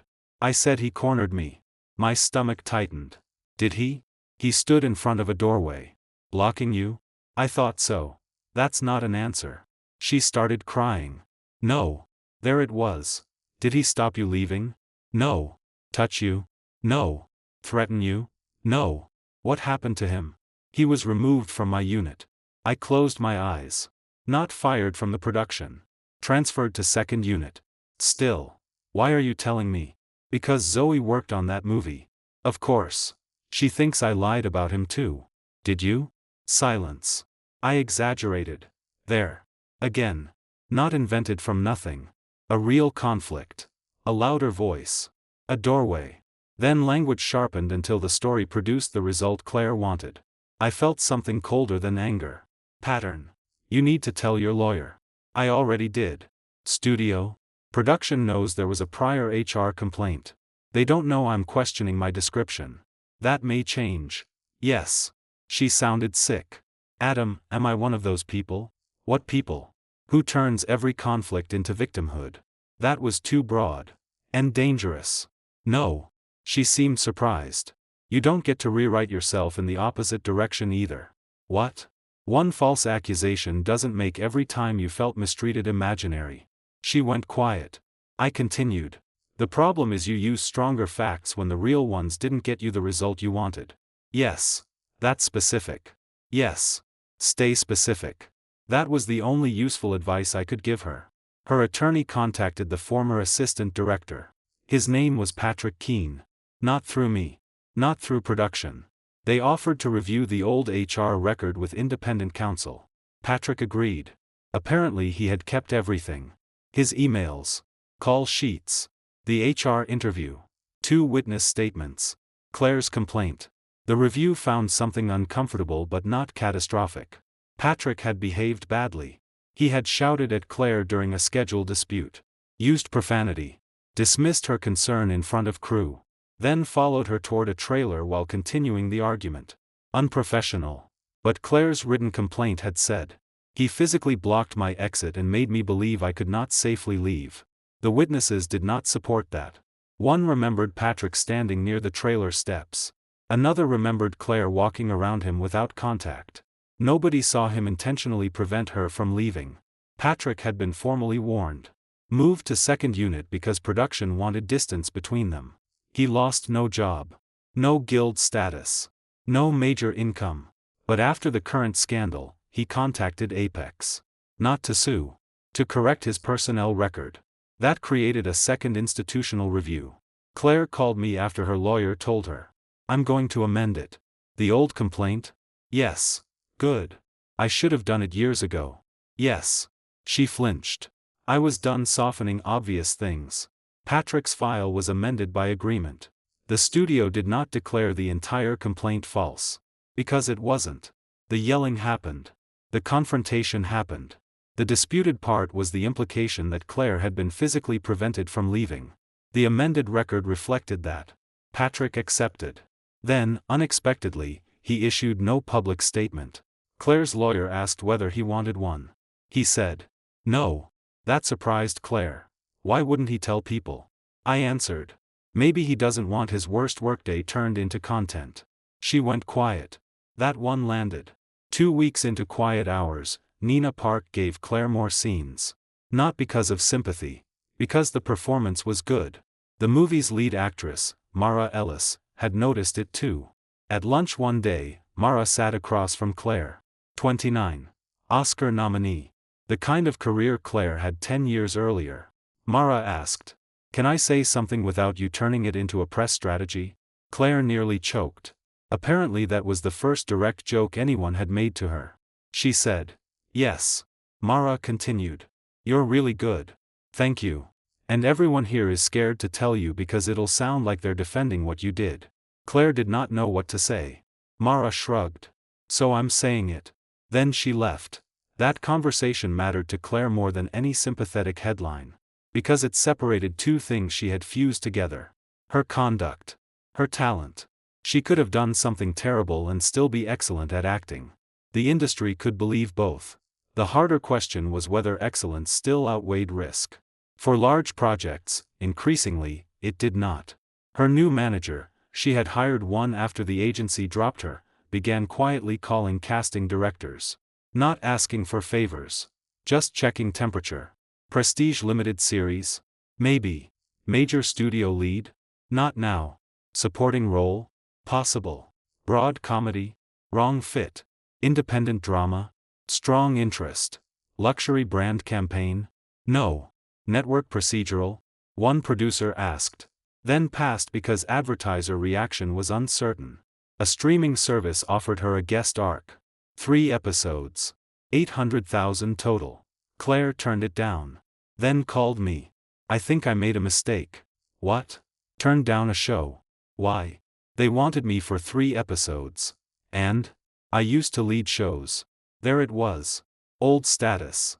New reality. Was the part good? Yes. Then why did you turn it down? She laughed bitterly. Because I'm still stupid. Useful diagnosis. Thank you. Call back. What? If you want it. They'll know I changed my mind. So? I'll look desperate. You are looking for work. That is apparently humiliating now. For an actor? She laughed again. Then called. The role was still available. She took it. That would not have happened a year earlier. Not because Claire was too proud to act. Because she thought career trajectory only went one direction. Up. Lead. Bigger lead. Producer. Franchise. Awards. More money. Anything smaller felt like proof of decline. Now decline had already happened. The question was what she did inside it. Meanwhile, my firm recovered. Slowly. One client that had paused work reinstated us after Claire's correction and the recording became public. Another did not return. We lost approximately $1.3 million in projected fees that year. Painful. Not fatal. More important, the board of a public healthcare company asked me to lead a major internal investigation. Marachan brought me the engagement letter. You're back. I never left. You know what I mean. I did. The allegation had not permanently ended my career. The truth did not restore every piece either. Again, reality resisted clean endings. Then Rebecca called with the divorce timeline. Claire had accepted every major property term. No contest. No spousal support. No attempt to touch veil forensics. One issue remained. Our Manhattan apartment. It was mine before marriage. Legally uncomplicated. Emotionally not. Claire wanted 90 days after judgment to remove personal belongings stored there. Reasonable. I agreed. Then Rebecca said. She also wants one item specifically identified. What? The piano. I stopped. We had bought it together during our 3rd year of marriage. An old Steinway. Claire played badly. I played worse. It had moved through 3 apartments with us. Who owns it? Joint property. What does she offer? To waive an equivalent share of the art collection. The art was worth more. This was not financial. Of course. I told Rebecca. She can have it. Claire called me that evening. Thank you. It's a piano. You hated moving it. I hated paying people to move it. She laughed. Then silence. That's where I learned the song from our wedding. I remember. I know. Neither of us said anything for a while. Then. Adam, do you ever wish you hadn't recorded me? I thought carefully. No. She inhaled. Even knowing what happened? Yes. Why? Because without it, your lie and my denial would still be competing stories. She said nothing. The recording didn't make the truth clean. No. It made one part provable. Yes. Then she asked. Do you wish it hadn't gone public? That answer was different. Yes. She sounded surprised. I wanted the people making decisions to know. The studio. Insurers. Court if necessary. But millions of strangers? No. Why? Because public humiliation isn't evidence. She cried quietly. Thank you. Don't thank me. I mean it. Claire. What? I still think what you did was unforgivable. Silence. I know. Wanting the recording handled properly doesn't change that. I know. Good. The divorce judgment was scheduled for the following month. Claire finished quiet hours before then. On her last day, the crew gave Nina flowers. Mara Ellis got applause. Claire expected nothing. Then Zoe, the production assistant who had refused to be alone with her, approached. Claire later told me she nearly walked away because she thought Zoe wanted to complain. Instead, Zoe handed her a folded card. Claire opened it in her trailer. Inside. I still think what you did to your husband was awful. You were also kind to me on this film and never made me feel unsafe. Both are true. Good luck. Claire kept that card. Not because it absolved her. Because it did the opposite. It refused to reduce her to one thing. That was harder. And probably healthier. Quiet Hours entered post-production. The 3-episode streaming role started 2 weeks later. Claire's career had not vanished. But the old one, the Claire Beaumont career built on trust, prestige campaigns, lead series commitments, and studios assuming her name lowered risk, was effectively over. The recording had not made her untalented. It had made every company price something they had never priced before. Credibility. And unlike box office history, awards, or follower counts, credibility did not have a standard contract rate. Every producer had to decide for themselves how much of Claire Beaumont they still wanted. For the first time in 11 years, most of them wanted less. The next month, our divorce became final. But the day before the judgment, Claire received one offer big enough to change the story again. A major studio wanted her back as a lead. $10 million. Prestige director. Award script. International distribution already lined up. Her new manager thought it was the beginning of a comeback. Then Claire read the attached insurance condition. And understood why they were willing to hire her. The studio did not trust her. It had simply found a way to put a dollar value on what would happen if she lied again. The contract did not say Claire Beaumont was a liar. Contracts are rarely that rude. It said, enhanced representations and conduct assurance rider. 7 pages. Attached to a $10 million offer. The film was called The Hollow Crown. Not fantasy. A political thriller about a former White House counsel investigating a death tied to a presidential campaign. Claire would play Eleanor Shaw. 41. Brilliant. Divorced. Morally compromised. Still dangerous. The director was Martin Say. 2 Oscars. The screenplay had been on the industry's best unproduced list for years. Helix Pictures had finally financed it at $78 million. Before the recording, Claire would have been lucky to get the script because everyone wanted it. After the recording, the fact they wanted her at all was supposed to feel like victory. Her manager called it one. This is the comeback. Claire did not. She called me the night before our divorce judgment. We had no legal reason to speak. The property settlement was signed. The piano had already been moved to her Tribeca loft. Rebecca had told me the judgment would be entered electronically the next morning. Still, I answered. I got an offer. Congratulations. 10 million. That sounds more like your old neighborhood. No. Something in her voice stopped me. What? There's a writer. Morality? Not exactly. She emailed it. I opened the attachment while she stayed on the phone. The first 2 pages were ordinary. Truthful cooperation in publicity. No knowingly false statements about the production. Disclosure of pending litigation materially affecting performance. No criminal misconduct. Then Section 4. Personal factual representation assurance. Claire represented that she would not knowingly make materially false factual statements concerning any identifiable individual where such statements could reasonably expose Helix, its distributors, insurers, financiers, or promotional partners to claims, boycott risk, security expense, or material reputational harm. Specific. Very specific. Then Section 5. If Helix reasonably believed she had violated the provision, it could suspend publicity and require an independent factual review. Still understandable. Then I reached Section 6. The money. Helix would hold 25% of Claire's guaranteed compensation in a controlled escrow account until completion of principal photography and defined publicity obligations. $2.5 million. If an independent arbitrator determined Claire had knowingly made a materially false factual allegation during the contract period that triggered covered losses, Helix could offset documented direct costs against the escrow. Not all costs. Not imagined damage. Documented. Security. Reshoots. Campaign replacement. Legal defense. Insurance premium increases. Up to the escrow amount. I leaned back. They built a deductible around you. That's what Priya said. Not Priya Desai. Different lawyer. Claire's current entertainment lawyer was Simone Park.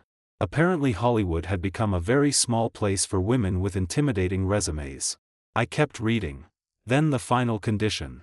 Helix's completion insurer required a truth and conduct endorsement to the production policy. Not a standard product. A negotiated endorsement. If Claire triggered another intentional misrepresentation event creating a production shutdown or material third-party claim, the insurer could exclude resulting losses from coverage unless Helix had followed the writer's investigation and mitigation procedures. In plain English, they would hire her. But only if the studio absorbed less risk when she spoke. Claire said. Now you understand. Yes. They're not trusting me. No. They're pricing me. Yes. Silence. Then. Would you sign it? I almost laughed. Not because the question was absurd. Because apparently we were still learning. Claire. I know. She stopped herself. I know. Good. Then. I don't want you to decide. Good. I want to know whether I'm overreacting. That I can answer. She waited. No. Her breathing changed slightly. This is humiliating. Yes. Also logical? Yes. I hate that. I know. That was the cruel part. Helix was not exploiting scandal for fun. It was solving a real risk problem. Claire's last false accusation had triggered a defamation claim, client losses, studio investigation, agency exposure, brand terminations, insurer questions, and security costs. A production financing $78 million around her wanted a mechanism if something similar happened again. That was not persecution. It was underwriting. Claire said. My manager says if I refuse this, every studio will assume I'm still difficult. Maybe. If I sign, everyone knows I agreed to a special truth clause. Who sees it? Business affairs. Insurer. Financiers. Not public. Then not everyone. They'll talk. Probably. She exhaled. I used to negotiate private jets. I remember. Now I'm negotiating whether they can hold my money in case I lie. There was no good response. So I gave her the real one. You earned that negotiation. She went silent. I expected anger. Instead, yes. That was the change. Not that consequences no longer hurt. That she stopped translating pain into unfairness automatically. The next morning, our divorce became final at 9:06. Neither of us attended court. No dramatic hearing. No judge asking whether we were sure. The signed settlement satisfied the procedural requirements. The judgment arrived as a PDF. At 9:12, Claire texted. It's done. I wrote. Yes. Then nothing. 13 years. No children. One piano. 2 separate careers. A marriage that had begun before either of us knew what a reputational risk writer was. Over. At 11:30, Claire met Helix. Not with me. Not through me. Her team negotiated. She accepted the factual representation provision. Rejected the initial escrow percentage. Helix wanted 25. Claire offered 10. They settled at 15. $1.5 million held through completion. The offset provision was narrowed. Only losses directly caused by an adjudicated or admitted knowing false factual statement. Not mere controversy. Not subjective offense. Not press speculation. A neutral arbitrator had to determine breach unless Claire admitted it. Helix could not seize money because Twitter disliked an interview. Good lawyering. Claire also demanded reciprocal language. If Helix publicly misrepresented findings from any conduct review, the studio would owe her actual damages subject to the same dispute process. That surprised everyone. They agreed. Fairness went both ways. Then Claire signed. $10 million. 1.5 held back. A career lead she had almost convinced herself would never return. The trades reported only the casting. Claire Beaumont to star in Martin Say's The Hollow Crown. Her first major studio lead since the abuse scandal. The word comeback appeared everywhere. Nobody knew about the writer. That would matter later. Production began in Washington 6 months after our divorce. Claire was excellent. I knew because Martin Say told me. Unexpectedly. We met at a corporate compliance conference in Boston. He recognized my name before I recognized him. Adam Vale. Yes. He shook my hand. Martin. I know. Claire's good. That felt strange. Glad to hear it. He watched me. You don't ask about her? Not through her director. He smiled. Fair. Then. She's different. I should not have asked. I did. How? Less managed. That interested me. She used to come to set with 12 people between her and a problem. And now? She asks what the problem is. That sounded simple. It was not. Martin continued. She also corrects herself constantly. What does that mean?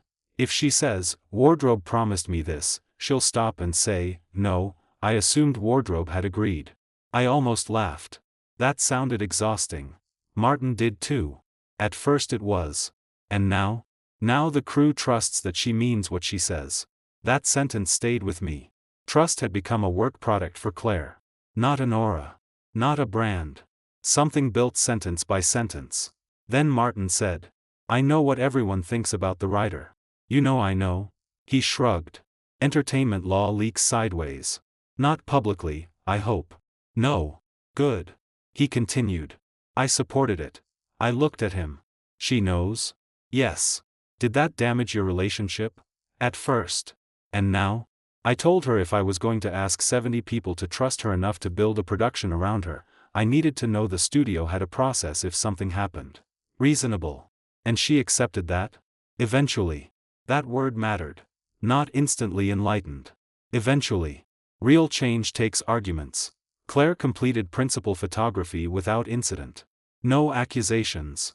No press fights. No interpersonal crisis. Then the studio sent her on the first major publicity tour. London. Toronto. Los Angeles. New York. The interview restrictions were not especially severe. She could discuss the film. Her career. Even the scandal. Helix only required that any factual claims about identifiable third parties be supportable. That should not have been remarkable. For Claire, it was.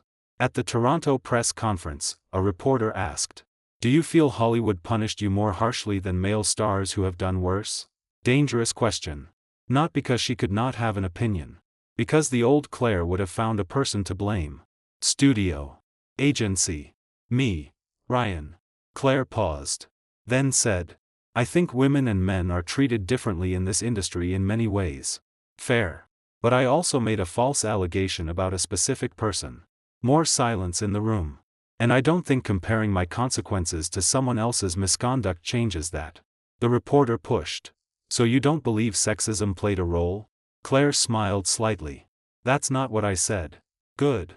I said I'm not going to use someone else's bad behavior to make mine smaller. The clip went viral. For the right reason. Helix Business Affairs sent her one message. No issue. Claire later told her manager she laughed for 5 minutes. Apparently that was what recovery looked like. A corporate lawyer saying your sentence did not trigger a review. The Hollow Crown premiered the following spring. Reviews were strong. Not perfect. Claire was nominated for a Golden Globe. Then a BAFTA. No Oscar nomination. She survived. More importantly, the film made money. Enough that Helix began discussing another project with her. Not sequel. New film. No special escrow. The writer would still include truthful cooperation language. Standard this time. Her manager told Entertainment Press Claire was fully restored. She corrected him privately. No. That became a strange argument. What do you mean no? I'm working again. You're leading studio movies again. Yes. You have brands calling again. Some. Not the old ones. Then what isn't restored? Claire answered. The assumption. Exactly. Before the recording, people assumed Claire Beaumont was safe. Afterward, she had to prove it. One successful production did not erase the reason the writer had existed. It simply created new evidence. At the same time, our divorce stopped being news. That surprised me. 1 year after the recording leaked, reporters rarely called. Vale Forensics recovered almost all lost business. We hired 14 people. Opened a Chicago office. My mother stopped receiving letters from strangers. My sister still hated Claire. Probably always would. I stopped correcting her. Everyone gets to keep some anger. Claire and I spoke twice that year. First when her mother went into surgery. I sent a message. Second when one of my partners died unexpectedly. She sent flowers. No hidden meaning. No reconciliation. Then Patrick Keane contacted Claire again. The assistant director from the old complaint. He wanted nothing from her. He had been promoted to first assistant director on a new production. Their insurer had asked about prior HR findings. His amended file helped. No issue. He sent Claire a short email. The correction mattered. Thank you. She forwarded it to me. No commentary. I replied. Good. That was all. Then Ryan Cole returned to headlines. Not for Claire. He was arrested after punching a man outside a nightclub. Charges were eventually reduced. Nobody blamed Claire. Nobody blamed me. Nobody turned it into a triangle. Ryan owned it publicly. Entered treatment again. Lost a film. Kept another. His career continued unevenly. Claire did not contact him. At least not according to her. I had no reason to ask. Her life was no longer evidence I needed to collect. 2 years after our divorce, Claire received the biggest offer of her post-scandal career. $32 million. Producer credit. Limited series adaptation of a best-selling novel. 8 episodes. Premium platform. They wanted her not only as lead but executive producer. No truth bond. No escrow. No special insurer rider. Her new lawyer sent her the contract. Claire read every page. Then found something that bothered her. Not about reputation. Power. As executive producer, she had consultation rights over department head hires and limited approval over principal cast. Her manager thought this was excellent. More control. More respect. The thing stars spend decades earning. Claire called me for the first time in months. Can I ask you a weird question? You usually do. I got producer approval rights. Congratulations. I don't know if I want them. That surprised me. Why? Because I'm not sure I trust myself with them. I leaned back. That was not humility for show. She sounded genuinely afraid. Then negotiate narrower rights. Simone said the same. Smart woman. Or learn how to use them properly. Yes. She was quiet. Do you think people can? Can what? Become safe after being unsafe with power. That was a bigger question than our marriage. I answered carefully. Yes. Because you think I have? No. She laughed once. Thanks. I think people can become safer if they stop needing proof they already changed. Silence. Then. That sounds annoyingly correct. It's my specialty. She accepted the series. Kept the producer title. Changed unilateral approval to shared approval with the showrunner and studio. 3 signatures for principal cast changes. No single person veto except on defined personal safety issues. That was her idea. Maybe because she finally understood something power had hidden from her for years. Authority feels safest when you hold it. It may actually be safest when somebody else can stop you. The series would become the beginning of Claire's second career. Not the one she had before. No luxury family image. No assumption of moral perfection. No studios pretending scandal could never happen around her. Something less polished. More conditional. More honest. And by then, the recording that ended her career had become almost impossible to summarize accurately. It ended one career. The Claire Beaumont who sold trust as part of the package. The actress whose name made brands comfortable. The star whose team translated every ugly fact into a prettier narrative. That version was gone. But the woman who actually acted? She was still there. Still working. Still earning more money than almost anyone needed. Still learning that consequences do not have to erase a person to be permanent. The final question was no longer whether Claire could work again. She could. It was whether the industry would ever trust her enough to let her control other people's careers. And when that test finally came, it would not involve me. No husband. No affair. No recording. Just Claire Beaumont sitting on the side of the table where one sentence from her could cost someone else everything. Claire's first real test as an executive producer involved an actress everyone told her not to hire. Her name was Lena Hart. 27. 2 Broadway credits. 1 supporting role in a streaming drama. Almost no public profile. She auditioned for The House on Vesper Street, the limited series Claire had signed to produce and star in. The role was Naomi Vale. No relation to me. A young investigative reporter who spends most of the story convinced Claire's character is lying. Which was almost too obvious. The studio wanted someone more famous. The network wanted someone with clean digital sentiment. Claire hated that phrase. Then Lena walked into the audition and destroyed everyone. Not literally. She read 6 pages. No crying. No shouting. No actor tricks. Just precision. When she finished, the showrunner, Daniel Cho, looked at Claire. That's her. Claire agreed. Then the studio executive said, "We have a problem." Of course. There was always a problem after somebody became the obvious choice. The executive slid a tablet across the table. 3 years earlier, Lena had accused a director named Michael Reddick of retaliating against her after she refused to attend private rehearsals at his hotel. No lawsuit. No criminal allegation. No finding of sexual misconduct.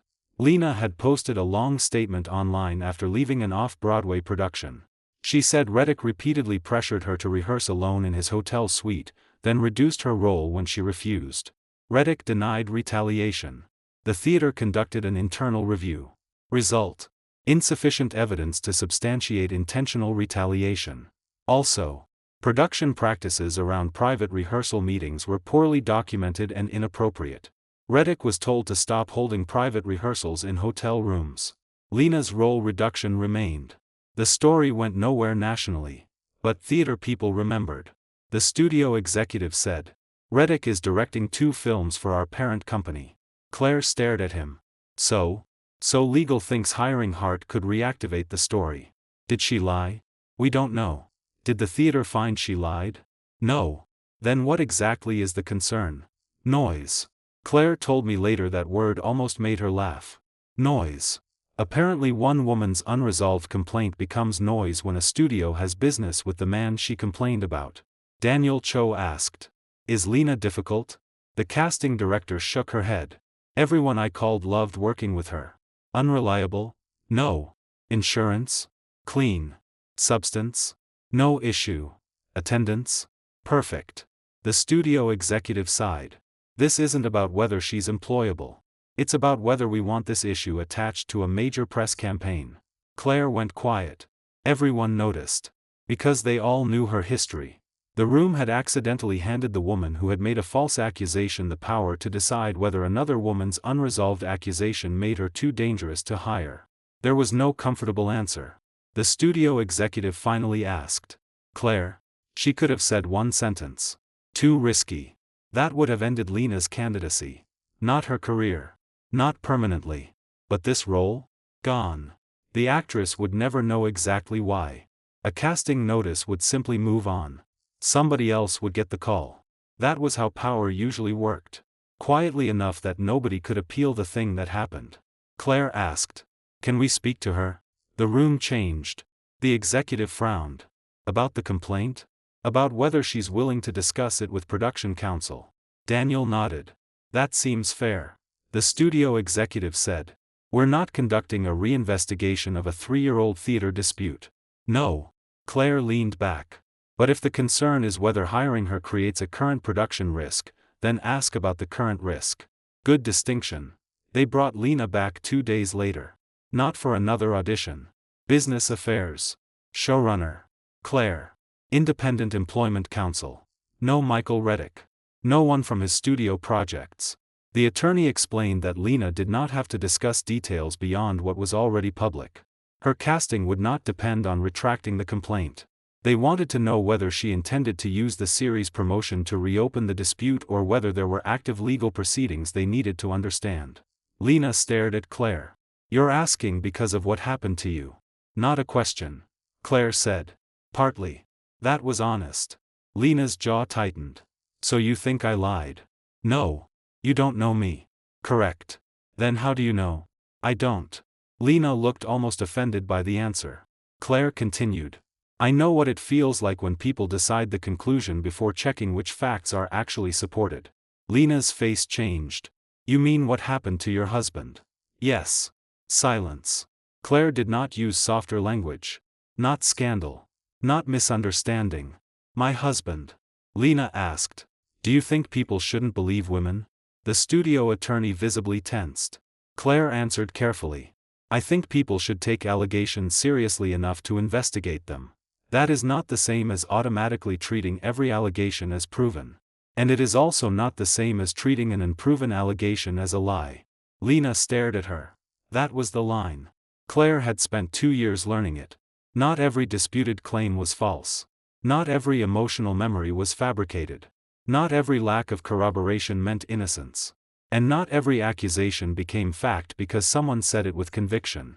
The lawyer asked Lena whether she intended to discuss Reddick during the campaign. If someone asks me, you can answer. No gag requirement? No. Lena looked at Claire. Really? Claire nodded. But if you make a factual allegation about him, legal will expect the same standard they expect from me. Support what you say. Yes. Lena almost smiled. That seems reasonable. She got the role. The studio did not love it. Daniel did. Claire did. The casting director definitely did. Production began 3 months later. Lena was excellent. Then, in week 4, another problem arrived. This one was not old. A wardrobe assistant named Molly Kent reported that the series' male lead, Peter Lang, had grabbed her wrist during a fitting room argument. Peter was 45. Oscar nominee. Expensive. Insured. Already in 38% of completed scenes. Molly was 22. First major production. Her written report said. Mr. Lang became angry when I asked him to stop removing wardrobe pieces from the fitting area. He grabbed my right wrist and said, "Don't tell me what I can take." I pulled away and left. Peter's version. He had reached for a jacket. Molly grabbed the sleeve. He moved her hand away. No threat. No force. No injury. 1 room. No camera. No direct witness. Production stopped Peter's work for the afternoon. Then everybody looked at Claire. Not officially. Daniel Cho and Studio Employment Counsel controlled the response. But Claire was lead actress and executive producer. If she said, "I will not work with him," Peter was effectively done. Nobody would spend millions forcing their lead actress to share scenes with a man she declared unsafe. Claire understood that. Which was why she said almost nothing. The studio lawyer asked privately, "Do you feel comfortable continuing with Peter while we investigate? Old Claire might have answered the larger question. Is Peter dangerous? Should he be removed? Is Molly credible? Instead, I'm comfortable suspending scenes with him until you establish interim conditions. What conditions? Separate fittings. No unsupervised contact between them. Another wardrobe staffer present. Whatever HR recommends. The lawyer nodded. And after that? I'll decide whether I personally feel comfortable working. Not whether he should be fired. That's not my decision alone. There it was. The thing she had rewritten into her producer contract. Shared authority. At the next producer meeting, Daniel wanted to temporarily suspend Peter. The studio resisted. Every day cost nearly $400,000. Claire could have ended the argument. Instead she asked, "What is standard?" Employment counsel answered. For a disputed physical contact allegation without immediate safety threat. Separate parties. Preserve evidence. Interview witnesses. Review contemporaneous communications. Determine whether temporary suspension is necessary based on risk. Molly had texted a coworker 6 minutes after the fitting. Peter grabbed me. I'm shaking. That mattered. Peter had texted his assistant 4 minutes after. Wardrobe girl grabbed my jacket and turned it into a whole thing. Need someone else in fittings from now on. That mattered too. Both had made contemporaneous statements. Both described contact. Different interpretation. The investigation found an indirect witness. A tailor in the adjoining room heard Peter say, "Don't tell me what I can take." Exactly as Molly reported. He did not see the contact. Peter initially denied saying it. Then, after the witness statement, said he might have. That damaged him. Not because it proved assault. Because his first version was less reliable than he claimed. There was also fitting room hallway footage. No incident visible inside. But Molly exited 23 seconds after Peter. She immediately rubbed her wrist. Again. Evidence. Not proof by itself. Molly agreed to a medical examination only because HR asked whether she wanted one. No bruising. No injury. That did not prove nothing happened. It also meant claims of physical injury would be inaccurate. Everything stayed specific. Claire hated every minute of it. She called me during the investigation. Not for advice. At least not initially. I understand why people want certainty. Yes. It feels horrible not knowing. Yes. Molly might be telling the truth. Yes. Peter might think he only moved her hand. Yes. Both can be true. Potentially. She sighed. I hate you. I'm not involved. That's why. Then she said. If I say I won't work with him, they replace him. Probably. If I say I will, Molly might think I don't believe her. Probably. So there is no neutral choice. No. She became quiet. Then. I used to think power meant getting to make the call. And now? Sometimes it means being responsible for not making a call too early. That was better. The investigator finished after 6 days. Conclusion. More likely than not, Peter had grabbed or firmly moved Molly's wrist during the dispute. Insufficient evidence that he intended to injure or restrain her. Substantiated inappropriate physical contact. Substantiated disrespectful language. Substantiated initial lack of candor during investigation. No finding of assault in the criminal sense. No finding of injury. No evidence of prior similar complaints. The studio considered termination.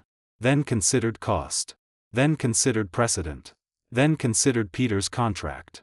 Eventually they imposed formal written discipline. Mandatory workplace conduct coaching. No unsupervised fittings.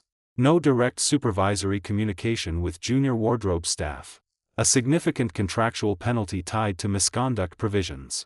1 week unpaid suspension. And a final warning provision. Molly was offered a transfer. She refused. I didn't do anything wrong. Correct. She stayed on Claire's unit. Peter returned. That created the hardest moment. Claire had to work opposite him the next morning. He arrived early. No dramatic apology to the whole crew. He asked to speak with Molly only through HR. Molly declined. Good. He did not force one. Then Peter approached Claire. I know what everyone thinks. Claire answered. I don't. He frowned. You know what you think. Yes. And? She looked at him. I think you put your hands on a junior employee during an argument. His face hardened. I moved her hand. The investigation found otherwise. More likely than not. Yes. That isn't certainty. No. He stared. Claire continued. You also lied about what you said. I forgot.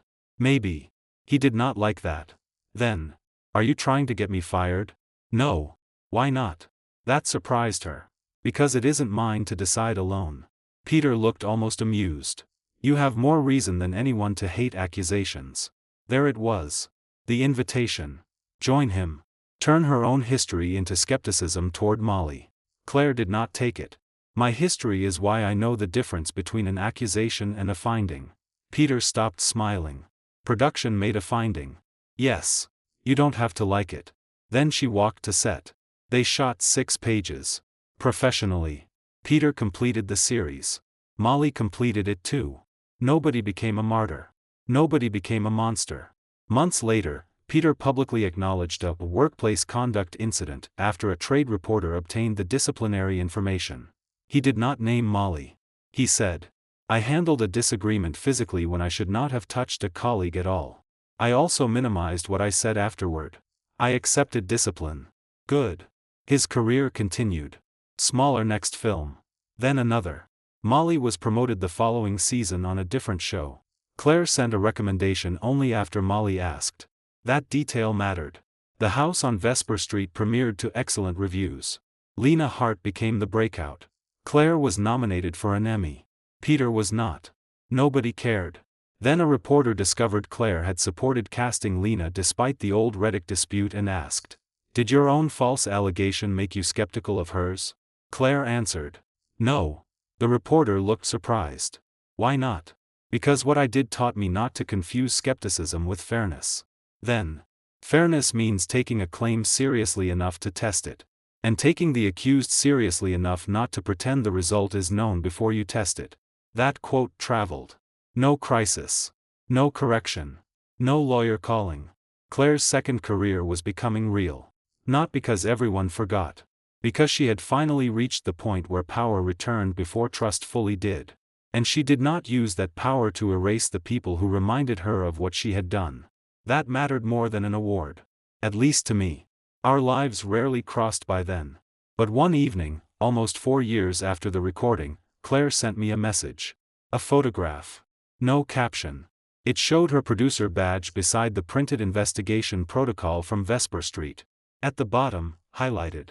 No individual producer may unilaterally determine disciplinary outcome where that producer is materially involved in the underlying complaint or has a personal conflict. I knew why she sent it. Years earlier, Claire had believed control was protection. Now she was building systems designed to protect people from whoever happened to have the most control. Including herself. I replied with one word. Good. She sent back. That means more than it should. I did not answer. Because there was one thing she still did not know. Vale Forensics had just received a request from Helix Pictures. Not about Claire. About a company Helix planned to acquire. A major production services group accused of hiding harassment complaints to protect valuable talent. They wanted an independent investigation. And buried inside the initial document list was a familiar name. Michael Reddick. The director Lena Hart had accused 3 years earlier. The complaint Claire had refused to treat as either proven truth or convenient noise was about to land on my desk. And if the record said what Helix feared they said, Claire's decision to hire Lena was about to become part of a much larger question. How many careers had survived because studios found uncertainty cheaper than asking what really happened? Helix did not hire Vale Forensics to investigate Michael Reddick. They hired us to investigate Halcyon Production Services. That distinction mattered. Halcyon was not a studio. It was infrastructure. Payroll. Locations. Physical production. Human resources administration. Crewing. Compliance support. More than 60 films and television shows had used some part of Halcyon's operation over 8 years. Helix wanted to acquire the company. $480 million. Then due diligence found a problem. Halcyon maintained a separate database for employee complaints involving high-value creative personnel. Not deleted complaints. Not exactly hidden. Separated. The ordinary HR system contained summaries. The detailed files lived somewhere else. A restricted server accessible to 6 executives and outside employment counsel. That was why Helix called us. Mara-chan placed the initial index in front of me. 32 matters. Directors. Producers. Actors. Showrunners. Some serious. Some trivial. Some substantiated. Some not. Then I saw Michael Reddick. 3 complaints. Lena Hart's was the third. I stopped. Mara noticed. You know the name. Yes. How? I told her. Claire's series. Lena's casting. The old theater dispute. Mara stared at me. Does Claire have anything to do with this acquisition? No. Helix. She worked for them. Current contract? One development relationship, but nothing involving Halcyon. And Lena? No connection to us. Mara nodded. Still disclose. Of course. I told Helix's general counsel that my former wife had later worked with an actress who had publicly accused Reddick. No involvement in the original complaint. No financial interest in the acquisition. No current relationship with Reddick. Helix did not remove me. Instead, they added outside employment counsel to review every Reddick-related conclusion independently. Good. That was what conflicts were supposed to look like. Not pretending they did not exist. Managing them before they changed the answer. The first Reddick file was 6 years old. A costume coordinator said he repeatedly requested fittings in his hotel suite after normal working hours. She declined. No retaliation alleged. Halcyon closed the matter after Reddick agreed that fittings would occur only in designated production spaces. The second came a year later. An actress said Reddick asked her to rehearse a physically intimate scene privately in his hotel room. She attended once. Nothing sexual happened. But she later told production she felt pressured because he controlled casting adjustments. Reddick said the meeting was ordinary rehearsal. Halcyon again instructed him not to conduct private hotel rehearsals. No formal finding of harassment. Then Lena. Same pattern. Private hotel rehearsal requests. She refused. Her role was reduced days later. Reddick claimed the change was creative. The theater's own review found insufficient proof of retaliation. But Halcyon's restricted file contained something Lena never had. An email from Reddick to the producer. Sent the morning after she refused. If Hart won't give me the access I need to work privately, give the material to Elena. I'm not spending my schedule negotiating basic cooperation. I read it twice. Mara said. Well. Yes. Not explicit. Punish her. Not. Cut her role because she rejected me. But much closer than the public record had ever shown. Then another email. Producer to Halcyon HR. Michael is angry about the hotel issue. We're adjusting Hart's scenes. Please keep this from becoming another complaint file if possible. Another. Halcyon executive. Use performance rationale in formal documentation. Do not connect schedule/casting changes to rehearsal preference. That one changed the case. Not because it proved sexual misconduct. It did not. Not because Lena had been right about every subjective interpretation. But because the company had deliberately separated the real reason being discussed internally from the reason documented in her personnel record. We expanded. 32 cases became 47 after we searched archived email. Then 61. Halcyon had developed a system. Not necessarily to conceal crimes. More often to protect productions from disruption. When allegations involved valuable people, the company asked. Can the issue be resolved quietly? Can the complainant be reassigned? Can the conduct be described more narrowly? Can the high-value person receive coaching instead of formal discipline? Sometimes that was reasonable. Sometimes it was not. The dangerous part was inconsistency. Junior employee grabs someone during an argument. Formal written discipline. Major actor does the same. Interpersonal coaching. Assistant director shouts at crew. Personnel warning. Famous director. Communication reset. A complaint did not disappear. Its vocabulary changed according to the value of the person being accused. That was how institutions lied without writing obvious lies. They selected softer nouns. Helix asked for an interim briefing. I gave them numbers. Not conclusions beyond evidence. Of 61 matters, 22 appeared handled consistently. 14 showed documentation weaknesses but no clear outcome manipulation. 9 involved complainants being transferred or removed after reporting high-value personnel. 7 showed evidence that internal descriptions were softened in official files. 5 involved potential retaliation requiring separate legal review. 4 remained too ambiguous to characterize. Reddick appeared in 3 of the 7 documentation softening cases. Helix's CEO asked, "Is he a serial harasser?" No evidence supports that conclusion yet. Then what supports? That Halcyon repeatedly treated complaints involving him differently from similar complaints involving lower-value personnel. Did he know? In some instances, yes. How much? Still investigating. That answer irritated them. Good. Investigations should occasionally irritate clients. If every answer arrives in the shape the buyer wants, you are not investigating. You are decorating a transaction. 2 weeks later, we interviewed Reddick. He came with 2 attorneys. 62. Calm. Smart. Not charming. He knew Lena's name immediately. Of course. Do you remember asking her to rehearse at your hotel? Yes. Why? Privacy. Why not a rehearsal room? Schedule. Were you told previously not to conduct hotel room rehearsals? Pause. Yes. There. So why continue? I believe the prior guidance concerned costume fittings, not acting work. Technically possible.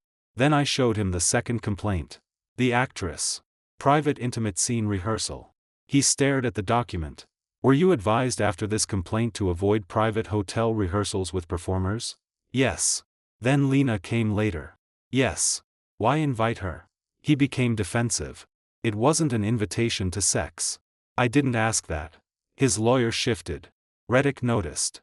I continued. Why did you ignore repeated instructions? Because directing requires private work sometimes. Hotel rooms? Sometimes. Did refusal affect how you viewed Lena's cooperation? Silence. Then. Yes. Good. Did it affect her role? No. I showed him the email. If Hart won't give me the access I need to work privately, give the material to Elena. His expression changed. That's being taken out of context. What context changes it? I was frustrated. Did you send it after she refused? Yes. Did her material move to Elena? Some. When? Within the week. Why? Creative reasons. Unrelated to refusal? Yes. Entirely? Long pause. His attorney said. Michael, take your time. He did. Then. No. There it was. Not everything Lena had claimed. Enough. What role did her refusal play? I thought it reflected a lack of trust. Which affected your willingness to work with her? Yes. Which affected allocation of scenes? Somewhat. That was retaliation in ordinary language. Legal characterization belonged to counsel. My job was facts. Then I asked whether Halcyon told him how the complaint would be documented. Reddick hesitated. Yes. What did they say? That they would keep the role adjustment separate from the rehearsal dispute. Why? Because production didn't want litigation. Did you object? No. There. Corporate knowledge. Creative knowledge. Document separation. Not conspiracy. Process. That was worse for the acquisition. Helix paused the deal. Not cancelled. Paused. They wanted deeper review. Halcyon's owners panicked. Their counsel called our report overinterpretation. Normal. Then someone leaked that Helix had delayed acquisition over historical HR files. Still no names. The trade started digging. Claire called me 3 days later. First time in months. Is this your investigation? I did not answer. She laughed softly. That means yes. I can't discuss client work. I know. Then. Lena called me. That mattered. What did she say? Someone from Halcyon contacted her. Of course. Probably preservation or notice. She thinks they found something. I cannot confirm. I know. Claire paused. Adam? Yes? If her complaint turns out to have been right. I knew what she was really asking. Would that make Claire's decision to hire Lena proof she had changed? No. I did not let her ask it that way. Her complaint should stand or fall on its evidence. I know. Not on what happened to you. I know. Not on whether hiring her made you look fair. I know. Then silence. Finally. That's why I called. What? To hear you say it. I almost laughed. You already knew. Yes. Then why call? Because I still sometimes want every good decision afterward to count against the bad one. There it was. Human accounting. 10 responsible choices erase one unforgivable one. Life does not use that ledger. I said. They count. Claire became quiet. Just not backward. No. Good decisions build what comes next. They do not rewrite what came before. Thank you. Then she hung up. Our final report took 11 weeks. 783 pages with appendices. Halcyon had not maintained a company-wide conspiracy to protect predators. Reality was less cinematic.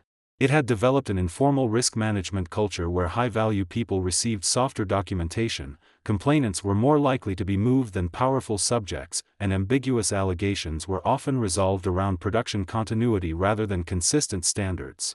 That culture created predictable consequences. Some innocent people had complaints hanging over them without proper findings. Some legitimate complainants had been treated as scheduling problems. Some misconduct had been minimized. Everyone lost. Helix did not walk away from the acquisition. It reduced the price by $70 million. Required a special indemnity for legacy employment matters. Replaced Halcyon's head of HR after closing. Created one complaint system instead of two. Required external review for allegations involving designated high-value personnel. And prohibited production value considerations from changing the wording of factual findings.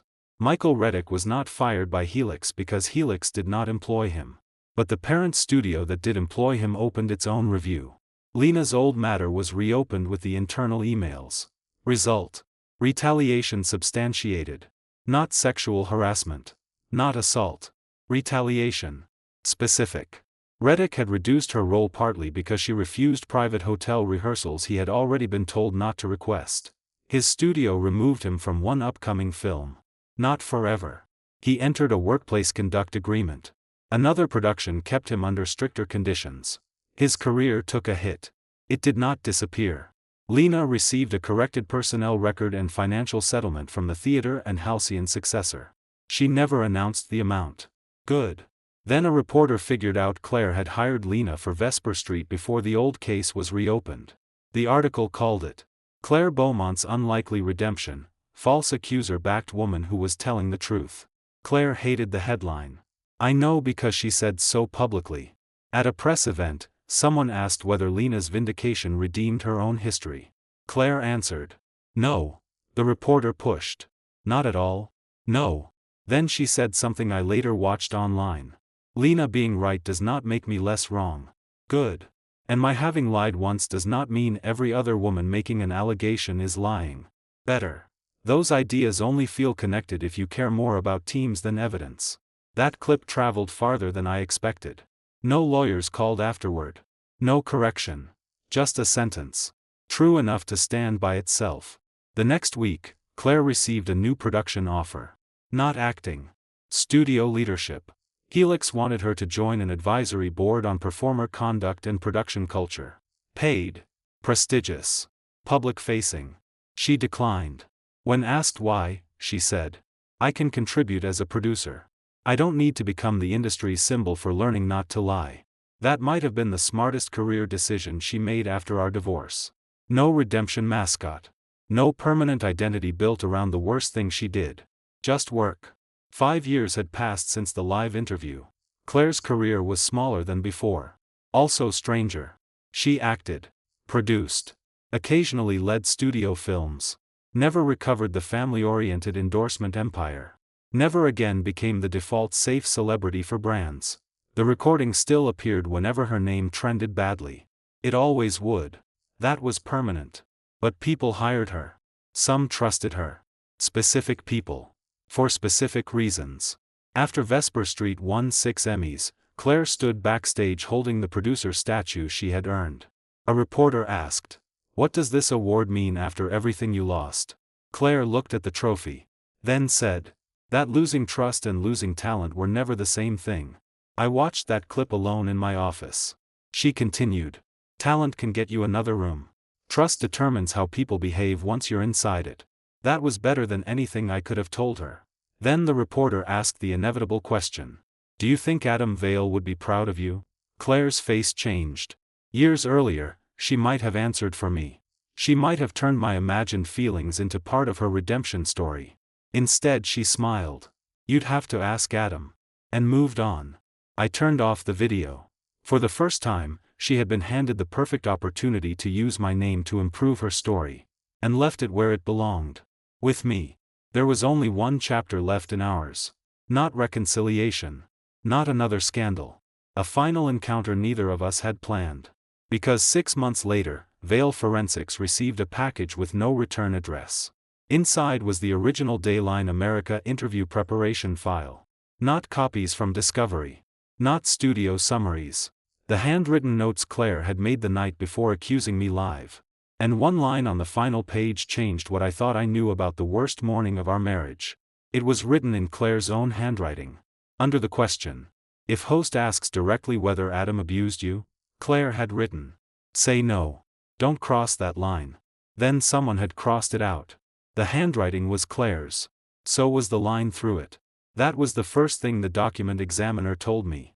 I had not asked for an examiner because I wanted another case. I wanted certainty. 5 years had passed since the interview. Our divorce was ancient news by Hollywood standards. Vale Forensics had grown. Claire had rebuilt enough of her career that people had stopped attaching "disgraced" to every article. The last thing I needed was to reopen the morning that had nearly destroyed both of us. But somebody had mailed my company the original preparation file from Dayline America. And on the last page, beneath, "If host asks directly whether Adam abused you," Claire had first written, "Say no. Don't cross that line." Then crossed it out. I stared at the examiner. "You're sure?" The underlying handwriting and strike-through are consistent with the same writer. Same pen? Likely. Same time? That I can't establish. So she could have written it, then crossed it out an hour later. Yes. Or 5 minutes later. Yes. The examiner closed the folder. Handwriting can tell you less about morality than television makes people think. I almost smiled. Good. I already knew enough people who confuse technical evidence with complete truth. The package itself contained something else. A sticky note. Typed.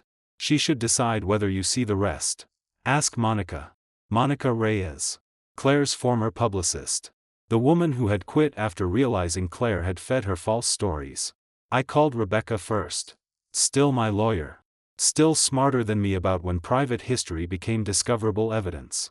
She listened. Then said, "Do you intend to sue anyone?" "No." "Reopen settlement?" "No." "Use this professionally?" "No."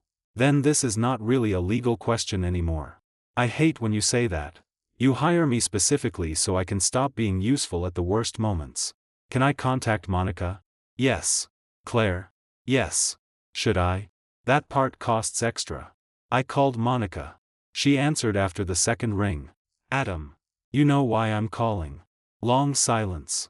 "Yes." "Did you send the package?" "No." "Do you know who did?" "Yes." "Who?" "I'm not telling you without permission." "Whose?" "Claire's." I sat back. That surprised me. Why would Claire need to authorize someone sending me her own notes? Because those weren't the only notes. There it was. What else exists? You should ask her. "Monica. I'm serious. Was there some plan I still don't know about?" Another silence. "No." "Did someone tell her to accuse me?" "No." "Important." "Did you?" "No." "Did Ryan?" "Not that I know."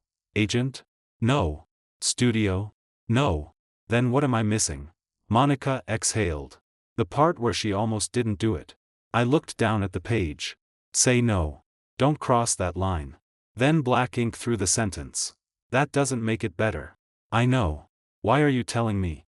"Because you've spent 5 years knowing what she decided." Monica's voice softened. "You never knew she understood the line before she crossed it." That was worse. And somehow sadder. I called Claire that evening. Not through lawyers. Not assistants. Directly. She answered. "Adam? I received your Dayline notes." Nothing. Then. "Oh. Not surprise. Recognition. Did you send them?" "No." "Do you know who did?" "Yes." "Who?" "My old assistant." "Why?" "She retired last month." That was not an answer. Claire continued. She had boxes from Monica's office after the agency transition. She found the original prep materials. And? She asked whether I wanted them destroyed. I looked at the page. What did you say? No. Why send them to me? I didn't tell her to. But you gave permission? Silence. Yes. There. Why? Claire took a long breath. Because someday I thought you might need to know I knew. Knew what? That it was a line. I closed my eyes. No redemption. No misunderstanding. She had known. Why did you cross it out? I was hoping you'd ask that. I'm asking. Another pause.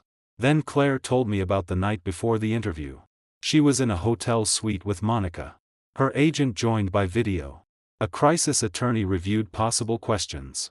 The goal was to acknowledge the affair without discussing details. The first draft answer if the host asked whether our marriage was abusive was simple. No. We had problems, but I'm not accusing Adam of abuse. Monica approved it. The attorney approved it. Claire wrote her own shorthand. Say no. Don't cross that line. Then everyone left. Almost everyone. Ryan called. Not to plan an accusation. He was panicking about the photographs and what the affair would do to the series. Claire told him the interview would address our marriage. Ryan asked. Are you going to tell them what it was like? What do you mean? That you were scared of him. There. Not because Ryan had seen abuse. Because Claire had already spent months telling him I was controlling. That I knew everything. That I could ruin careers. That she felt trapped. Ryan was repeating the version she had given him. Claire told me. He believed me. I know. And when he said it back to me, it sounded more real. That was a dangerous human mechanism. Tell a story often enough. Someone else believes it. Then their belief comes back as validation. What did you say? I told him there was no physical violence. Then? He said fear doesn't require violence. True statement. In another context. And that was enough? No. She sounded ashamed. The affair photos were everywhere. My agent was warning me about the home brand. Tessa. She stopped. Monica said we could weather cheating. But I didn't believe her. Because? Because I had built my public image around being stable. Married. Private. Reliable. And Ryan was already getting attacked. There. Same old logic. Protect the fragile thing. Use the stronger thing. Except this story was darker because the thing she spent was not simply our marriage. It was my character. Claire continued. I looked at that line for a long time. Then I crossed it out. Why? Because saying no would make everything else I'd told Ryan look like what it was. What? Excuses. That was the answer. The affair needed a moral framework. If our marriage was merely unhappy, then Claire had cheated. If our marriage was frightening, then the affair could become escape. Not clean. But understandable. She had already built the second version privately. Television only made it public. So nobody told you to cross it out. No. You did. Yes. Nobody told you to imply physical danger. No. You decided that too. Yes. I stared at the wall. 5 years earlier, I would have been furious. Now the anger came differently. Older. Colder. Less interested in punishment. Why did you let me see this? Claire answered. Because people keep saying the interview got away from me. I've said that before too. I know. It didn't. There. I was nervous. I panicked. The host's question was more direct than I expected. But I had already removed the answer that would have stopped me. That mattered. She did not know exactly what words she would use. But she had removed her own guardrail before the camera turned on. I thought you deserved to know. I already knew you lied. This is worse. Yes. I know. No defense. Then I asked. What are the rest of the notes? Claire was quiet. I'll send them. Do I want them? I don't know. Then why? Because the page you have looks like there might be another explanation. There wasn't. Good. She understood. The rest arrived the next morning. Not by mail. Secure PDF. 23 pages. Most were boring. Talking points. Brand concerns. Series publicity. Possible affair questions. Then one page mattered. Claire had written 2 columns. What happened? And what people will understand. Under the first. Affair with Ryan. Marriage unhappy. Adam emotionally distant. No physical violence. No threats. I did not tell Adam before affair. I was afraid of scandal. Ryan believed Adam controlled me because I told him that. Under the second woman trapped in cold marriage. Co-star supported her. Affair becomes complicated, not cruel. Public may forgive. I read the list twice. Then the final handwritten line. Need them to understand before they judge. That was the entire disaster. Claire had wanted understanding before accountability. And when reality did not produce enough sympathy, she altered reality. No publicist conspiracy. No studio command. No co-star forcing her. Just a famous woman who had become too skilled at controlling how people interpreted her mistakes. The package changed nothing legally. Nothing professionally. Our settlement stayed closed. Our divorce stayed final. I did not publish it. I did not send it to reporters. I locked it with the rest of the case records. Then something unexpected happened. I felt finished. Not vindicated. Finished. For years, one tiny part of me had kept asking whether there was a missing room I had never entered. A conversation. A person. A plan. Someone who pushed Claire over the edge. There wasn't. She had walked there herself. That was painful. It was also clean. 6 months later, I saw Claire in person. Not at a premiere. Not court. Not an industry event. At Monica Reyes's retirement dinner. Monica invited both of us without apparently caring whether it was awkward. It was. Claire arrived alone. So did I. We sat at different tables. After dessert, Monica gave a speech about 30 years in publicity. Most of it was funny. Then she said, "My job was often described as controlling stories." She looked around the room. That is the wrong job. The job is helping people communicate truth in a world that rewards cleaner narratives. Then, the moment you start changing truth because the real one is inconvenient, you are no longer managing communication. You are manufacturing evidence. I looked toward Claire. She was already looking at me. Neither of us smiled. After dinner, we found ourselves outside the restaurant at the same time. New York in October. Cold enough that everyone suddenly remembers coats exist. Claire stood beside me waiting for her car. "Did you read everything?" "Yes." "I'm sorry." "I know. Does it change anything?" "Yes." Her face tightened. "How?" I stopped wondering. She understood immediately. "That's good." "Yes." Then she asked, "Do you wish you'd never met me?" "No." She looked surprised. 13 years don't become worthless because the ending was ugly. Her eyes filled. "I don't know if I deserve that. That isn't how memory works." We stood quietly. Then she said, "I used to imagine that if I became good enough afterward, someday you'd look back and think what I did wasn't really me." I turned toward her. "It was you." She nodded. "I know. So is what came after." That made her cry. Not dramatically. Just tears. Good decisions did not cancel the lie. The lie did not own every future decision. Both were hers. That was the only version of accountability that made sense anymore. Claire's car arrived. Before she got in, she asked, "Are you happy?" "Yes." I meant it. Veil Forensics was doing well. I had a life that did not appear in entertainment columns. Someone I had begun seeing seriously knew the entire public history before our third date. I had learned that transparency was less exhausting when nobody needed to control the ending. Claire smiled. "Good. Then. I am too." I believed her. Her career never returned to what it had been before the recording. That part remained true. The actress who once anchored prestige series and sold luxury brands on credibility never fully came back. Some companies never hired her again. Some directors never called. The family-oriented endorsements were gone permanently. Her old agency never represented her again. And every major contract for years included more careful conduct language than those of actresses with similar box office histories. The recording followed her. Search her name and it appeared. Interviewers sometimes asked. Younger audiences occasionally rediscovered it and became furious all over again.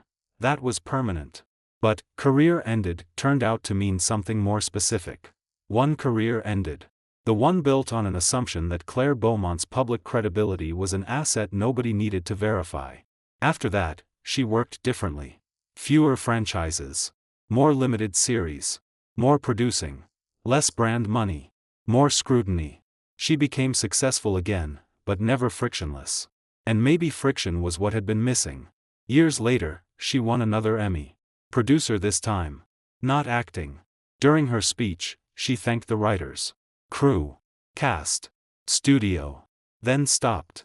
For 1 second, I thought she might mention me. She didn't. Good. Instead she said, "A long time ago, I thought being understood was more important than being accurate." The room went quiet. I learned the expensive way that if you change facts to control how people judge you, eventually the story owns you. No details. No self-forgiveness speech. Then, the people we work with deserve the truth before they deserve our version of it. She moved on. 30 seconds. That was all. I watched the clip the next morning because Mara sent it with, "Your ex-wife finally learned evidence." Terrifying. I laughed. Then went to work. People still occasionally asked about the famous recording. They wanted to know whether it felt good when Claire's career collapsed. It didn't. Watching somebody you love destroy the life they built is not satisfying outside fiction. The recording protected me. That mattered. It forced specific facts into a situation Claire had designed around implication. It gave my client something more substantial than denial. It exposed contradictions. It ended contracts. Changed casting decisions. Cost her millions. And permanently altered how studios assessed her. But the recording did not destroy Claire. Her decisions did that to the career she had. The recording merely prevented her from assigning the destruction to me. That was its real power. Not revenge. Attribution. Claire cheated with Ryan Cole. That was her choice. She told him I controlled her. Her choice.